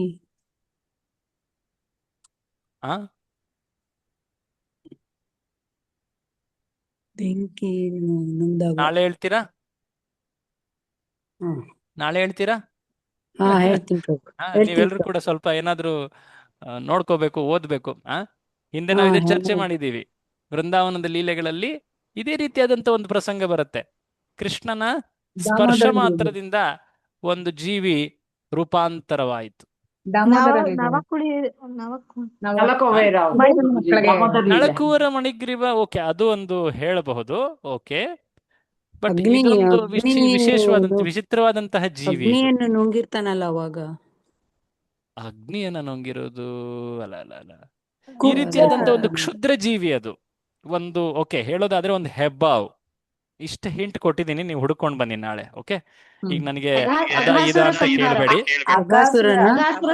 ಅಲ್ಲ ಅಲ್ಲ ಅಲ್ಲ ಅಲ್ಲ ಅಲ್ಲ, ಅದೇ ಹೇಳ್ತಾ ಇದ್ದೀನಲ್ಲ. ಈಗ ಅದು ಇದು ಅಂತ ಕೇಳಬೇಡಿ, ನೀವು ಓದ್ಕೊಂಬಂದ್ ನಾಳೆ ಹೇಳಿ ಉತ್ತರ. ಅಗಾಸುರ ಅಲ್ಲ, ಅಸುರರಲ್ಲ, ಅದೊಂದು ಸಾಮಾನ್ಯ ಪ್ರಾಣಿ. ಅದು ಅಲ್ಲಿ ಬಿದ್ದಿತ್ತು, ಅದನ್ನ ಕೃಷ್ಣ ತನ್ನ ಪಾದದಿಂದ ಮುಟ್ಟದ ತಕ್ಷಣವೇ ಅದು ಕೂಡ ಒಂದು ದೇವತೆಯಂತೆ ಕಂಗೊಳಿಸ್ತು. ಎನಿವೆ, ಅದನ್ನ ನೀವು ನೋಡ್ಕೊಂಡ್ ಬಂದು ನಾಳೆ ಹೇಳ್ಬೇಕು ನನಗೆ. ಹೇಳ್ತೀರಾ? ಹರೇ ಕೃಷ್ಣ. ನನಗೆ ಅದನ್ನೇ ಮತ್ತೆ ಪ್ರಶ್ನೆ ಕೇಳ್ಬೇಡಿ, ನಾಳೆ ಹೇಳಿ. ಶಂಖಚೂಡ ಅಲ್ಲ. ಓಕೆ, ಬೇರೆದದು. ಓಕೆ, ಈಗಾಗಲೇ ಸಾಕಷ್ಟು ಹಿಂಟ್ ಕೊಟ್ಟಿದ್ದೀನಿ. ಸೊ ನಾನು ಹೇಳ್ತಾ ಇದ್ದಿದ್ದು, ಈ ಉಡ ಈಗ ದೇವತಾ ಪುರುಷನಂತೆ ಈಗ ರೂಪಾಂತರವಾದ. ಶ್ರೀಕೃಷ್ಣ ದಿವ್ಯ ರೂಪದ ವ್ಯಕ್ತಿಯನ್ನ ಕಂಡ. ಎಲ್ಲರೂ ಕೂಡ ಆಶ್ಚರ್ಯಚಕಿತರಾದರು. ರಾಜ್ಕುಮಾರರು ಆ ಸಮಯಕ್ಕೆ ಅಲ್ಲಿ ದ್ವಾರಕೆ ಎಲ್ಲ ಪ್ರಮುಖರು ಬಂದುಬಿಟ್ಟಿದ್ರು. ಎಲ್ಲರೂ ಕೂಡ ನೋಡ್ತಾ ಇದ್ದಾರೆ, ಏನಾಯ್ತು? ಕೃಷ್ಣನ ಎಡಗೈಯ ಸ್ಪರ್ಶ ಮಾತ್ರದಿಂದ ಈ ಒಂದು ಅತ್ಯಂತ ಹೀನ ಜೀವವಾದಂತಹ ಹಲ್ಲಿ, ಯಾರು ಕೂಡ ಅದನ್ನು ಮುಟ್ಟೋದು ಇಲ್ಲ ಅಲ್ವಾ? ಕಾಂಚೀಪುರದಲ್ಲಿ ಮಾತ್ರ ಎಲ್ಲ ಹೋಗಿ ಮುಟ್ಟು ಬರ್ತಾರೆ. ಯಾರು ಕೂಡ ಚಿನ್ನದ ಪಲ್ಲಿ, ಚಿನ್ನದಲ್ಲಿ ಮುಟ್ತಾರೆ, ಚಿನ್ನದಲ್ಲಿ ಮುಟ್ತಾರೆ. ಬಟ್ ಹಲ್ಲಿ ಬಿದ್ದುಬಿಟ್ರೆ ಅದು ಅಮಂಗಳ ಅಂತ ಹೇಳಿ ಸ್ನಾನ ಮಾಡ್ತಾರೆ ಹೊರತು ಯಾರು ಕೂಡ ಹಲ್ಲಿನ ಅಷ್ಟೊಂದು ಮುಖ್ಯವಾಗಿ ಪರಿಗಣಿಸಿ. ಇದು ಕಿಂಗ್ ಮೃಗ ಅಲ್ವಾ ಪ್ರಭುಜಿ ಅವರು? ಅವನು ಅದೇ ಮುಂದೆ ಬರ್ತಾ ಇದೆ, ದಾನ ಕೊಡ್ತಾ ಇರ್ತಾರೆ. ಅದೇ ಮುಂದೆ ಬರ್ತಾ ಇದೆ. ಒಂದ್ ನಿಮಿಷ ಸ್ವಲ್ಪ ವೇಟ್ ಮಾಡಿ, ಅದು ಬರ್ತದೆ. ಸೊ ಕೃಷ್ಣ ಆಗ ಆ ರೂಪಾಂತರಗೊಂಡಂತಹ ದಿವ್ಯ ವ್ಯಕ್ತಿಯನ್ನ ಕಾಣ್ತಾನೆ. ಎಲ್ಲರೂ ಆಶ್ಚರ್ಯಚಕಿತರಾಗಿದ್ದಾರೆ. ಕೃಷ್ಣನಿಗೆ ಗೊತ್ತು ಯಾರು ಈತ ಅಂತ. ಕೃಷ್ಣನಿಗೆ ಗೊತ್ತಿಲ್ದಿರೋದು ಏನಿದೆ? ಎಲ್ಲವೂ ಗೊತ್ತು. ಆದರೂ ಕೂಡ ಎಲ್ಲರಿಗೂ ಒಂದು ಪಾಠವನ್ನು ತಿಳಿಸಲಿಕ್ಕೆ, ಬಹಳ ಮುಖ್ಯವಾದಂತಹ ಪಾಠ, ಇದು ನಮ್ಮ ಭಕ್ತಿ ಜೀವನಕ್ಕೂ ಕೂಡ ಬಹಳ ಸಹಾಯವಾಗುವಂತಹ ಒಂದು ಪಾಠ. ಮೇ ಬಿ ನಾಳೆ ನಾವು ಅದನ್ನು ಇನ್ನೂ ಹೆಚ್ಚಾಗಿ ವಿವರವನ್ನು ನೋಡ್ತೀವಿ. ಈ ದಿನ ನಾವು ಪ್ರಸಂಗವನ್ನ, ಅದರ ಡೀಟೇಲ್ಸ್ ಅನ್ನ ನೋಡೋಣ, ನಾಳೆ ಅದರ ತತ್ವವನ್ನ ಕಾಣೋಣಂತೆ. ಆಗ ಶ್ರೀಕೃಷ್ಣ ಗೊತ್ತಿಲ್ಲದವನಂತೆ ಆ ದಿವ್ಯ ವ್ಯಕ್ತಿಯನ್ನ ಪ್ರಶ್ನಿಸ್ತಾನೆ. ನೀನು ಯಾರು? ಈ ರೀತಿಯಾಗಿ ನೀನು ಸುಂದರ ದಿವ್ಯ ಪುರುಷನಂತೆ ಕಾಣ್ತಾ ಇದ್ದೀಯಾ, ಆದರೆ ಹೀಗೆ ನೀನು ಒಂದು ದೊಡ್ಡ ಉಡ ಅಥವಾ ಹಲ್ಲಿಯಾಗಿ ಹಾಗೆ ಹೇಗಾದೆ? ಇದನ್ನ ನಮಗೆ ತಿಳಿಸು ಅಂತ ಹೇಳಿ ಶ್ರೀಕೃಷ್ಣ ಕೇಳಿದ. ಆ ದಿವ್ಯ ವ್ಯಕ್ತಿ ಆತ ಅಲ್ಲಿ ಉತ್ತರಿಸ್ತಾನೆ. ಆತ ಒಬ್ಬ ರಾಜನಾಗಿದ್ದ. ಯಾರದು ಆ ದಿವ್ಯ ವ್ಯಕ್ತಿ? ಈ ದಿವ್ಯ ವ್ಯಕ್ತಿ ಯಾರು ಅನ್ನೋದನ್ನ ತಾನೇ ಹೇಳ್ತಾ ಇದ್ದಾನೆ. ನಾನು ಇಕ್ಷ್ವಾಕು ವಂಶ, ಸೂರ್ಯವಂಶದ ರಾಜ, ಇಕ್ಷ್ವಾಕುವಿನ ಮಗ ನಾನು, ನೃಗ. ಇಕ್ಷ್ವಾಕುವಿಗೆ ಅನೇಕ ಪುತ್ರರಿದ್ರು. ದಶರಥನು ಕೂಡ ಅದೇ ಒಂದು ವಂಶದಲ್ಲಿ ಬರುವವನು. ನೃಗ ಇಕ್ಷ್ವಾಕುವಿನ ಅನೇಕ ಪುತ್ರರಲ್ಲಿ ಒಬ್ಬ. ಇದನ್ನು 9ನೇ ಸ್ಕಂದದಲ್ಲಿ ನಾವು ಓದ್ತೀವಿ. ಈ ನೃಗ ಈತ ಪೂರ್ತಿ ಪ್ರಪಂಚದಲ್ಲೇ ಅತ್ಯಂತ ಖ್ಯಾತಿಯನ್ನ ಪಡೆದಿದ್ದ ಒಬ್ಬ ಮಹಾನ್ ದಾನಿ ಅಂತ, ಅತ್ಯಂತ ದಾನಶೀಲ ವ್ಯಕ್ತಿ ಅಂತ ಆತ ಹೇಳ್ತಾ ಇದ್ದಾನೆ. ನನ್ನನ್ನ ಎಲ್ಲರೂ ಕೂಡ ಅತ್ಯಂತ ಮಹಾನ್ ದಾನಿ ಅಂತ ಪರಿಗಣಿಸ್ತಾರೆ. ಪ್ರಭು, ನಿನಗೆ ತಿಳಿದೇ ಇರೋದು ಏನಿದೆ? ಕಾಲ ಎಲ್ಲರ ಸ್ಮರಣೆ ಅಥವಾ ಬುದ್ಧಿಯನ್ನ ಖಂಡಿಸ್ತದೆ, ಆದರೆ ನಿನ್ನ ಆ ಪ್ರಜ್ಞೆ ಏನಿದೆ ಅದು ಅವ್ಯಾಹತವಾಗಿದೆ. ಕಾಲ ಅವ್ಯಾಹತ ಪ್ರಜ್ಞೆ ನಿಂದು. ಹಾಗಂತ ಹೇಳಿ ಶ್ರೀಕೃಷ್ಣನ ಗುಣಗಾನ ಮಹಿಮೆಯನ್ನ ಹೇಳ್ತಾ ಇದ್ದಾನೆ ಈ ವ್ಯಕ್ತಿ. ಈತನ ಹೆಸರೇ ನೃಗ. ಈ ನೃಗ ವಿಶೇಷವಾಗಿ ಕರ್ಮ ಆಸಕ್ತನಾಗಿದ್ದ. ಕರ್ಮಕಾಂಡದ ಕಾರ್ಯಗಳಲ್ಲಿ ಆತ ಲಿಪ್ತನಾಗಿದ್ದ. ಅನೇಕ ಭೌತಿಕ ಪ್ರಯೋಜನಗಳನ್ನ ಬಯಸಿ ತುಂಬಾ ವಿಸ್ತಾರವಾದಂತಹ ಸುದೀರ್ಘವಾದಂತಹ ಪುಣ್ಯಕಾರಿ ಕಾರ್ಯಗಳಾದಂತಹ ದಾನ, ಬ್ರಾಹ್ಮಣರಿಗೆ ಗೌರವ, ಆರಾಧನೆ, ಈ ರೀತಿಯಾದಂತಹ ಕಾರ್ಯಗಳಲ್ಲಿ ತೊಡಗಿದ್ದ. ಆತ ಹೇಳ್ತಾನೆ, ನಾನು ಎಷ್ಟು ಪ್ರಮಾಣದಲ್ಲಿ ದಾನವನ್ನ ನೀಡ್ತಾ ಇದ್ದೆ ಅಂದ್ರೆ ಭೂಮಿ ಮೇಲಿರುವಂತಹ ಮಣ್ಣಿನ ಕಣಗಳಷ್ಟು ಹಸುಗಳನ್ನು ನಾನು ದಾನವಾಗಿ ನೀಡಿದ್ದೀನಿ, ಮಳೆ ಹನಿಗಳಷ್ಟು ದಾನವಾಗಿ ನೀಡಿದ್ದೀನಿ. ಕೆಲವರು ಹೇಳ್ಬೋದು ಇದೇನಿದು ಉತ್ಪ್ರೇಕ್ಷೆ ಅಂತ ಕಾಣೋದಿಲ್ವ, ಅಷ್ಟೊಂದು ಹಸುಗಳು ಇರ್ತಾವ ಮೊದಲನೇದಾಗಿ ಅಂತ. ಆದರೆ ಈ ವರ್ಣನೆಯನ್ನ ನಮ್ಮ ಆಚಾರ್ಯರು ವಿಶೇಷವಾಗಿ ವಿವರಿಸಿದ್ದಾರೆ. ಕೆಲವೊಂದು ವಿಶೇಷ ಸಮಯಗಳಲ್ಲಿ ದಾನವನ್ನ ನೀಡಿದ್ರೆ ಅದು 1000 ಲಕ್ಷ ಕೋಟಿ ಪಟ್ಟು ಅಂತ ಹೇಳಲಾಗಿದೆ ಅಲ್ವಾ? ಉದಾಹರಣೆಗೆ ಗ್ರಹಣದ ಸಮಯದಲ್ಲಿ, ಅಥವಾ ಇತ್ತೀಚೆಗೆ ಆಯ್ತಲ್ಲ ಅದೊಂದು ವಿಶೇಷ ತಿಥಿ, ಯಾವುದದು, ತೃತೀಯ, ಅಕ್ಷಯ ತೃತೀಯ, ಅಕ್ಷಯ ತೃತೀಯ, ಈ ರೀತಿಯಾದಂತಹ ವಿಶೇಷ ದಿನಗಳಂದು ದಾನವನ್ನ ನೀಡಿದ್ರೆ ಅದಕ್ಕೆ ಲಕ್ಷ ಕೋಟಿ ಏನೋ ಫಲವಿರ್ತದೆ.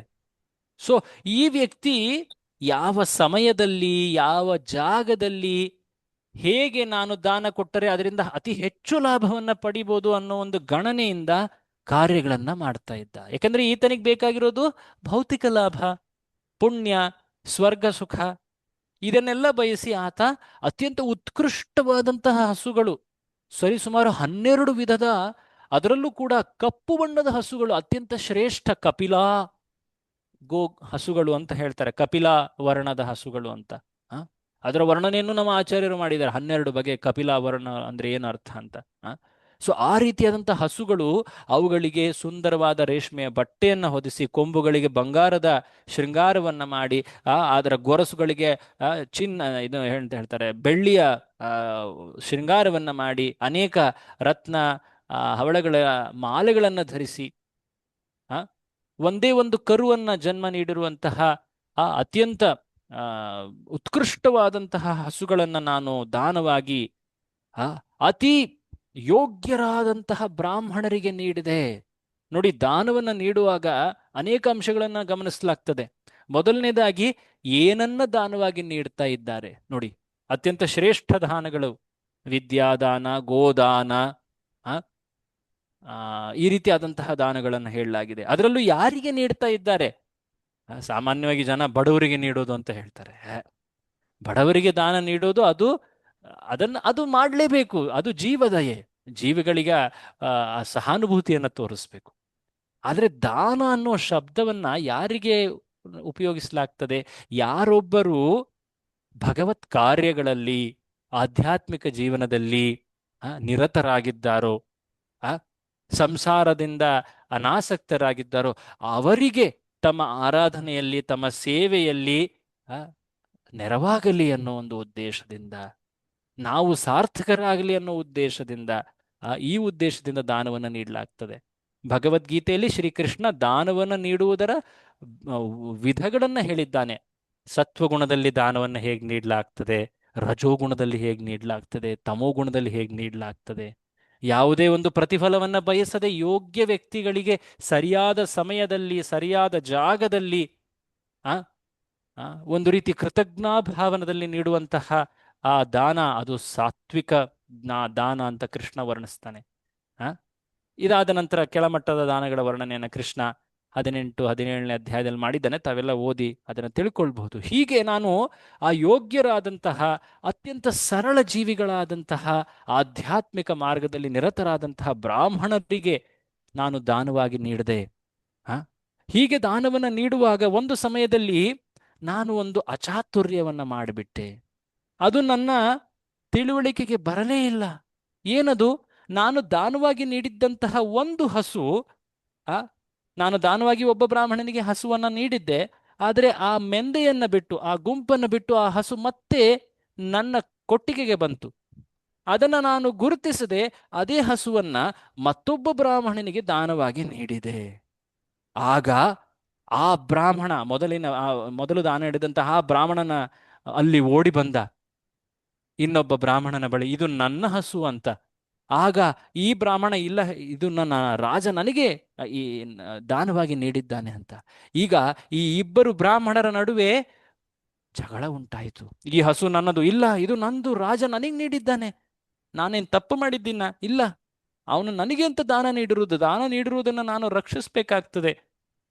ಇದಾದ ನಂತರ ನಾನು ಯಾವ ದಾನವನ್ನೂ ಪಡೆಯುವುದಿಲ್ಲ ಅಂತ ಆಗ್ಲಿ ನಾನು ಪ್ರತಿಜ್ಞೆಯನ್ನ ಮಾಡಿದ್ದೇನೆ. ಹೀಗೆ ಆತ ವಾದಿಸ್ತಾ ಇದ್ದಾನೆ. ಹೀಗೆ ವಾದ ವಿವಾದಗಳು ನಡೀತಾ ಇದೆ. ಅವರಿಬ್ರು ಕೂಡ ಈಗ ರಾಜನ ಬಳಿ ಬಂದರು, ಮೃಗನ ಬಳಿ ಬಂದು ಅವರು ತಮ್ಮ ಸ್ಥಿತಿಯನ್ನ ತೋಳ್ಕೊಂಡ್ರು. ಆಗ ಅವರು ಹೇಳಿದ್ರು, ನೀನ್ ತಾನೇ ನನಗೆ ದಾನ ನೀಡಿದ್ದು. ಆಗ ಇನ್ನೊಬ್ಬ ಹೇಳ್ದ, ಇಲ್ಲ, ನೀನೇನ್ ಈ ಹಸುವನ್ನ ಅವನಿಂದ ಕದ್ದು ಬಿಟ್ಟು ಇವನಿಗೆ ನೀಡಿದೆ, ಹಾಗೆ ನೀಡಿದೆ, ಹೀಗೆ ನೀಡಿದೆ. ಸೊ ಹೀಗೆ ಆ ವಾದದಲ್ಲಿ ಮೃಗ ಒಂದು ರೀತಿಯಾಗಿ ಕ್ಷುಬ್ಧನಾದ. ಆತ ಒಂದು ರೀತಿಯ ಆತಂಕದ ಮಡುವಿನಲ್ಲಿ ಬಿದ್ದುಬಿಟ್ಟ, ಭ್ರಮಿತನಾದ, ದಿಗ್ಭ್ರಾಂತನಾದ. ಹೇಗಪ್ಪ ನಾನು ಈ ಧರ್ಮ ಸಂಕಟದಿಂದ ಹೊರಬರುವುದು? ನೋಡಿ, ಹಾಗಾಗಿಯೇ ಕರ್ಮಕಾಂಡ ಅಥವಾ ಈ ರೀತಿಯಾದಂತಹ ಆಚಾರಗಳಲ್ಲಿ, ಭೌತಿಕ ಉದ್ದೇಶವಿಟ್ಟು ನಡೆಸುವಂತಹ ಆಚಾರಗಳಲ್ಲಿ ಒಂದು ಸಣ್ಣ ಲೋಪವಾದರೂ ಎಷ್ಟು ಒಂದು ಪರಿಣಾಮ ಹೇಗಿರ್ತದೆ ಅನ್ನೋದನ್ನು ನಾವಿಲ್ಲಿ ಕಾಣ್ತೀವಿ. ಈಗ ಈ ಬ್ರಾಹ್ಮಣರ ಮುಂದೆ ಈ ರಾಜ ಕೈ ಜೋಡಿಸಿ ನಿಂತಿದ್ದಾನೆ. ನಾನಿಬ್ಬರಿಗೂ ವಿನಂತಿಸ್ಕೊಳ್ತೀನಿ, ದಯವಿಟ್ಟು ಆ ಒಂದು ಹಸುವನ್ನ ನೀವು ನನಗೆ ಕೊಟ್ಬಿಡಿ, ಅದರ ಪ್ರತಿಯಾಗಿ ನಾನು 1,00,000 ಹಸುಗಳನ್ನ ನೀಡ್ತೀನಿ. ನೀವು ನನಗೆ ಕೊಡದೆ ಹೋದರೆ, ನೀವು ನನ್ನ ಕುರಿತಾಗಿ ಕುಪಿತರಾದರೆ, ಆ ಕೋಪದ ಕಾರಣದಿಂದ ನನ್ನ ಗತಿ ಏನಾಗ್ತದೆ? ನಾನು ನರಕಕ್ಕೆ ಹೋಗಬೇಕಾಗತ್ತೆ. ಕರ್ಮಕಾಂಡದಲ್ಲಿ ಒಂದು ಸಣ್ಣ ಲೋಪವಾದರೂ ಕೂಡ ಹೇಗೆ ಅದರ ಫಲ ಅತ್ಯಂತ ಭೀಕರವಾಗಿರ್ತದೆ ಅನ್ನೋದನ್ನ ಕಾಣಬಹುದು. ಅಲ್ಲಿ ಆಚಾರಗಳು, ಅಲ್ಲಿಯ ಸಾಮಗ್ರಿಗಳು, ಅಲ್ಲಿಯ ಮಂತ್ರಗಳು ಎಲ್ಲವೂ ಕೂಡ ಸ್ಪಷ್ಟ, ನೇರ, ನಿರ್ದಿಷ್ಟವಾಗಿರಬೇಕು. ಹೀಗೆ ಆತ ಭಿನ್ನವಿಸ್ಕೊಳ್ತಾ ಇದ್ದಾನೆ. ಆದರೂ ಕೂಡ ಬ್ರಾಹ್ಮಣರು ಅದನ್ನ ಸ್ವೀಕರಿಸಲಿಲ್ಲ. ತಮ್ಮ ಅಹಂಭಾವದಲ್ಲಿ ಅವರು ತಿರಸ್ಕರಿಸಿ ಅಲ್ಲಿಂದ ಹೊರಟು ಬಿಟ್ಟರು. ಭಯಭೀತನಾದ ಈ ರಾಜ ಏನು ಮಾಡೋದು ಅಂತ ಸಮಯ ಪ್ರಭಾವದಂತೆ ಆತ ಮೃತ್ಯುವನ್ನ ಸಮೀಪಿಸಿದ. ಆಗ ಯಮರಾಜ ಆತನ ಮುಂದೆ ಬಂದ. ಯಮರಾಜನ ಮುಂದೆ ಬಂದಂತಹ ನೃಗನಿಗೆ ಯಮ ಪ್ರಶ್ನಿಸ್ತಾನೆ. ಆ ಆತನನ್ನು ನರಕಕ್ಕೆ ಕರೆದೊಯ್ಯಲಿಲ್ಲ. ಮೊದಲನೇದಾಗಿ ಆತನನ್ನು ಮೊದಲು ಯಮ ಭೇಟಿಯಾಗಿ ಪ್ರಶ್ನಿಸ್ತಾನೆ, ಹೇ ರಾಜ, ನಿನ್ನ ಪುಣ್ಯಗಳಿಗೆ ಕೊನೆಯೇ ಇಲ್ಲ. ನೀನು ಯಾವುದನ್ನು ಮೊದಲು ಅನುಭವಿಸ್ಲಿಕ್ಕೆ ಬಯಸ್ತೀಯ? ನಿನ್ನ ಪುಣ್ಯಗಳ ಫಲವೋ ಅಥವಾ ನೀನು ಮಾಡಿರುವಂತಹ ಒಂದು ಪಾಪದ ಫಲವೋ? ಆ ಪಾಪವೂ ಕೂಡ ಯಾವುದೇ ಉದ್ದೇಶವಿಟ್ಟು ಮಾಡದಂತಹ ಪಾಪ ಅಲ್ಲ. ಆದರೂ ಕೂಡ ಅದರ ಫಲವನ್ನು ಅನುಭವಿಸ್ಬೇಕಾಗ್ತಾ ಇದೆ ಈ ರಾಜನಿಗೆ. ಆಗ ಹೇಳ್ತಾನೆ, ಆ ದುಃಖ, ಆ ಪಾಪದ ಫಲವನ್ನೇ ಮೊದಲು ನೀಡಿ. ಯಾಕಂದ್ರೆ ನೀವು ಪುಣ್ಯದ ಫಲದಂತೆ ಸುಖವನ್ನು ನೀಡಿದ್ರೂ ಕೂಡ ನನಗೆ ಮುಂಬರುವಂತಹ ದುಃಖದ ಆತಂಕ ಸದಾ ಇರ್ತದೆ. ಹಾಗಾಗಿ ನಾನು ಸುಖವನ್ನು ಅನುಭವಿಸ್ಲಿಕ್ಕಾಗೋದಿಲ್ಲ. ಅರ್ಥ ಆಗ್ತಾ ಇದೆ? ಹರೇ ಕೃಷ್ಣ. ದುಃಖದ ನೆನಪು, ಮುಂಬರುವ ದುಃಖದ ಭಯ ಈಗಿರುವ ಸುಖವನ್ನು ಅನುಭವಿಸ್ಲಿಕ್ಕೆ ಬಿಡೋದಿಲ್ಲ. ಹಾಗಾಗಿ ನನಗೆ ದುಃಖವನ್ನು ನೀಡು ಅಂತ ಹೇಳಿ ಈ ರಾಜ ಬೇಡ್ಕೊಳ್ತಾ ಇದ್ದಾನೆ. ಹೇಗೆ ಪಾಪ ಪುಣ್ಯಗಳ ಗಣನೆ ಅತಿ ಕ್ಲಿಷ್ಟವಾಗಿರ್ತದೆ, ದಿಗ್ಭ್ರಾಂತರಾಗ್ತಾರೆ ವ್ಯಕ್ತಿ ಅನ್ನೋದನ್ನ ಕಾಣಬಹುದು. ಆಗ ಆತನಿಗೆ ಆಯಿತು ಅಂತ ಹೇಳಿ ಆತನಿಗೆ ಪತನವಾಗಿ ಆತ ಒಂದು ಮಹಾನ್ ಹಲ್ಲಿಯಾದ, ಉಡವಾದ. ಆದರೆ ಒಂದು ಪ್ರಶ್ನೆ ಇಲ್ಲಿ ಮುಖ್ಯವಾಗಿ ಕಾಣುತ್ತೆ. ಏನದು? ಈ ರೀತಿಯಾಗಿ ಶಾಪಗ್ರಸ್ತನಾದಂತಹ ಈ ರಾಜನಿಗೆ ಕೃಷ್ಣನ ಸಂದರ್ಶನ, ಕೃಷ್ಣನ ಅನುಗ್ರಹ ಹೇಗ್ ಸಿಕ್ತು? ಅದು ಹೇಗ್ ಸಾಧ್ಯ ಆಯಿತು? ಅದಕ್ಕೆ ಒಂದು ವಿಶೇಷವಾದ ಸ್ವಾರಸ್ಯ ಇದೆ. ಅದನ್ನ ನಾವು ನಾಳೆ ನೋಡೋಣ. ಯಾಕಂದ್ರೆ ಸಮಯ ಆಗ್ಲೇ ಮಿತಿ ಮೀರಿದೆ. ನಾಳೆ ಅದರ ಚರ್ಚೆಯನ್ನು ನಾವು ಮುಂದೆ ನೋಡೋಣ. ತಮ್ಮೆಲ್ರಿಗೂ ಕೂಡ ನಾನು ನಮಸ್ಕರಿಸ್ತಾ ಈ ದಿನದ ಚರ್ಚೆಯನ್ನ ಇಲ್ಲಿ ವಿರಾಮ ಮಾಡ್ತೇವೆ. ಶ್ರೀಲ ಪ್ರಭುಪಾದರಿಗೆ ಜೈ. ಹರೇ ಕೃಷ್ಣ. ಈ ದಿನ ನಾವು ಆ ಬಾಣಾಸುರ ಪ್ರಸಂಗವನ್ನ ಪೂರ್ತಿಗೊಳಿಸಿದ್ವಿ ಚರ್ಚೆಯಲ್ಲಿ. ಶಿವ ಬಂದು ಸ್ತುತಿಯನ್ನ ಮಾಡ್ತಾನೆ, ನಂತರ ಬಾಣಾಸುರನಿಗೆ ಅನುಗ್ರಹವನ್ನ ಶ್ರೀಕೃಷ್ಣ ನೀಡಿದ. ಅದಾದ ನಂತರ ಈ ನೃಗ ಉದ್ಧಾರವನ್ನ ಕೂಡ ಕಂಡೆವು. ನೃಗ ಈಗ ತನ್ನ ಇತಿಹಾಸವನ್ನ ಹೇಳ್ತಾ ಇದ್ದಾನೆ, ತನ್ನ ಆ ಪತನದ ಕಾರಣವನ್ನ ಹೇಳ್ದ. ಈಗ ಶ್ರೀಕೃಷ್ಣನ ಈ ಮಹಾನ್ ಕೃಪೆಗೆ ಹೇಗೆ ಆತ ಪಾತ್ರನಾದ ಅನ್ನುವ ಮಾತನ್ನ ನಾವು, ಆ ಸ್ವಾರಸ್ಯವನ್ನ, ಆ ರಹಸ್ಯವನ್ನ ನಾಳೆ ಕಾಣೋಣ. ಅದರಲ್ಲಿ ಭಕ್ತಿಯ ಒಂದು ವಿಶೇಷವಾದ ತತ್ವ ಅಡಗಿದೆ. ಅದನ್ನು ನಾವು ನಾಳೆ ಚರ್ಚೆಯಲ್ಲಿ ನೋಡೋಣ. ತಮ್ಮೆಲ್ರಿಗೂ ಧನ್ಯವಾದ. ಶ್ರೀಲ ಪ್ರಭುಪಾದರಿಗೆ ಜೈ. ಹರೇ ಕೃಷ್ಣ. ಯಾರಿಗಾದ್ರೂ ಏನಾದ್ರೂ ಪ್ರಶ್ನೆ ಇದ್ರೆ ಕೇಳಬಹುದು. ಹರೇ ಕೃಷ್ಣ. ಹೇಳಿ.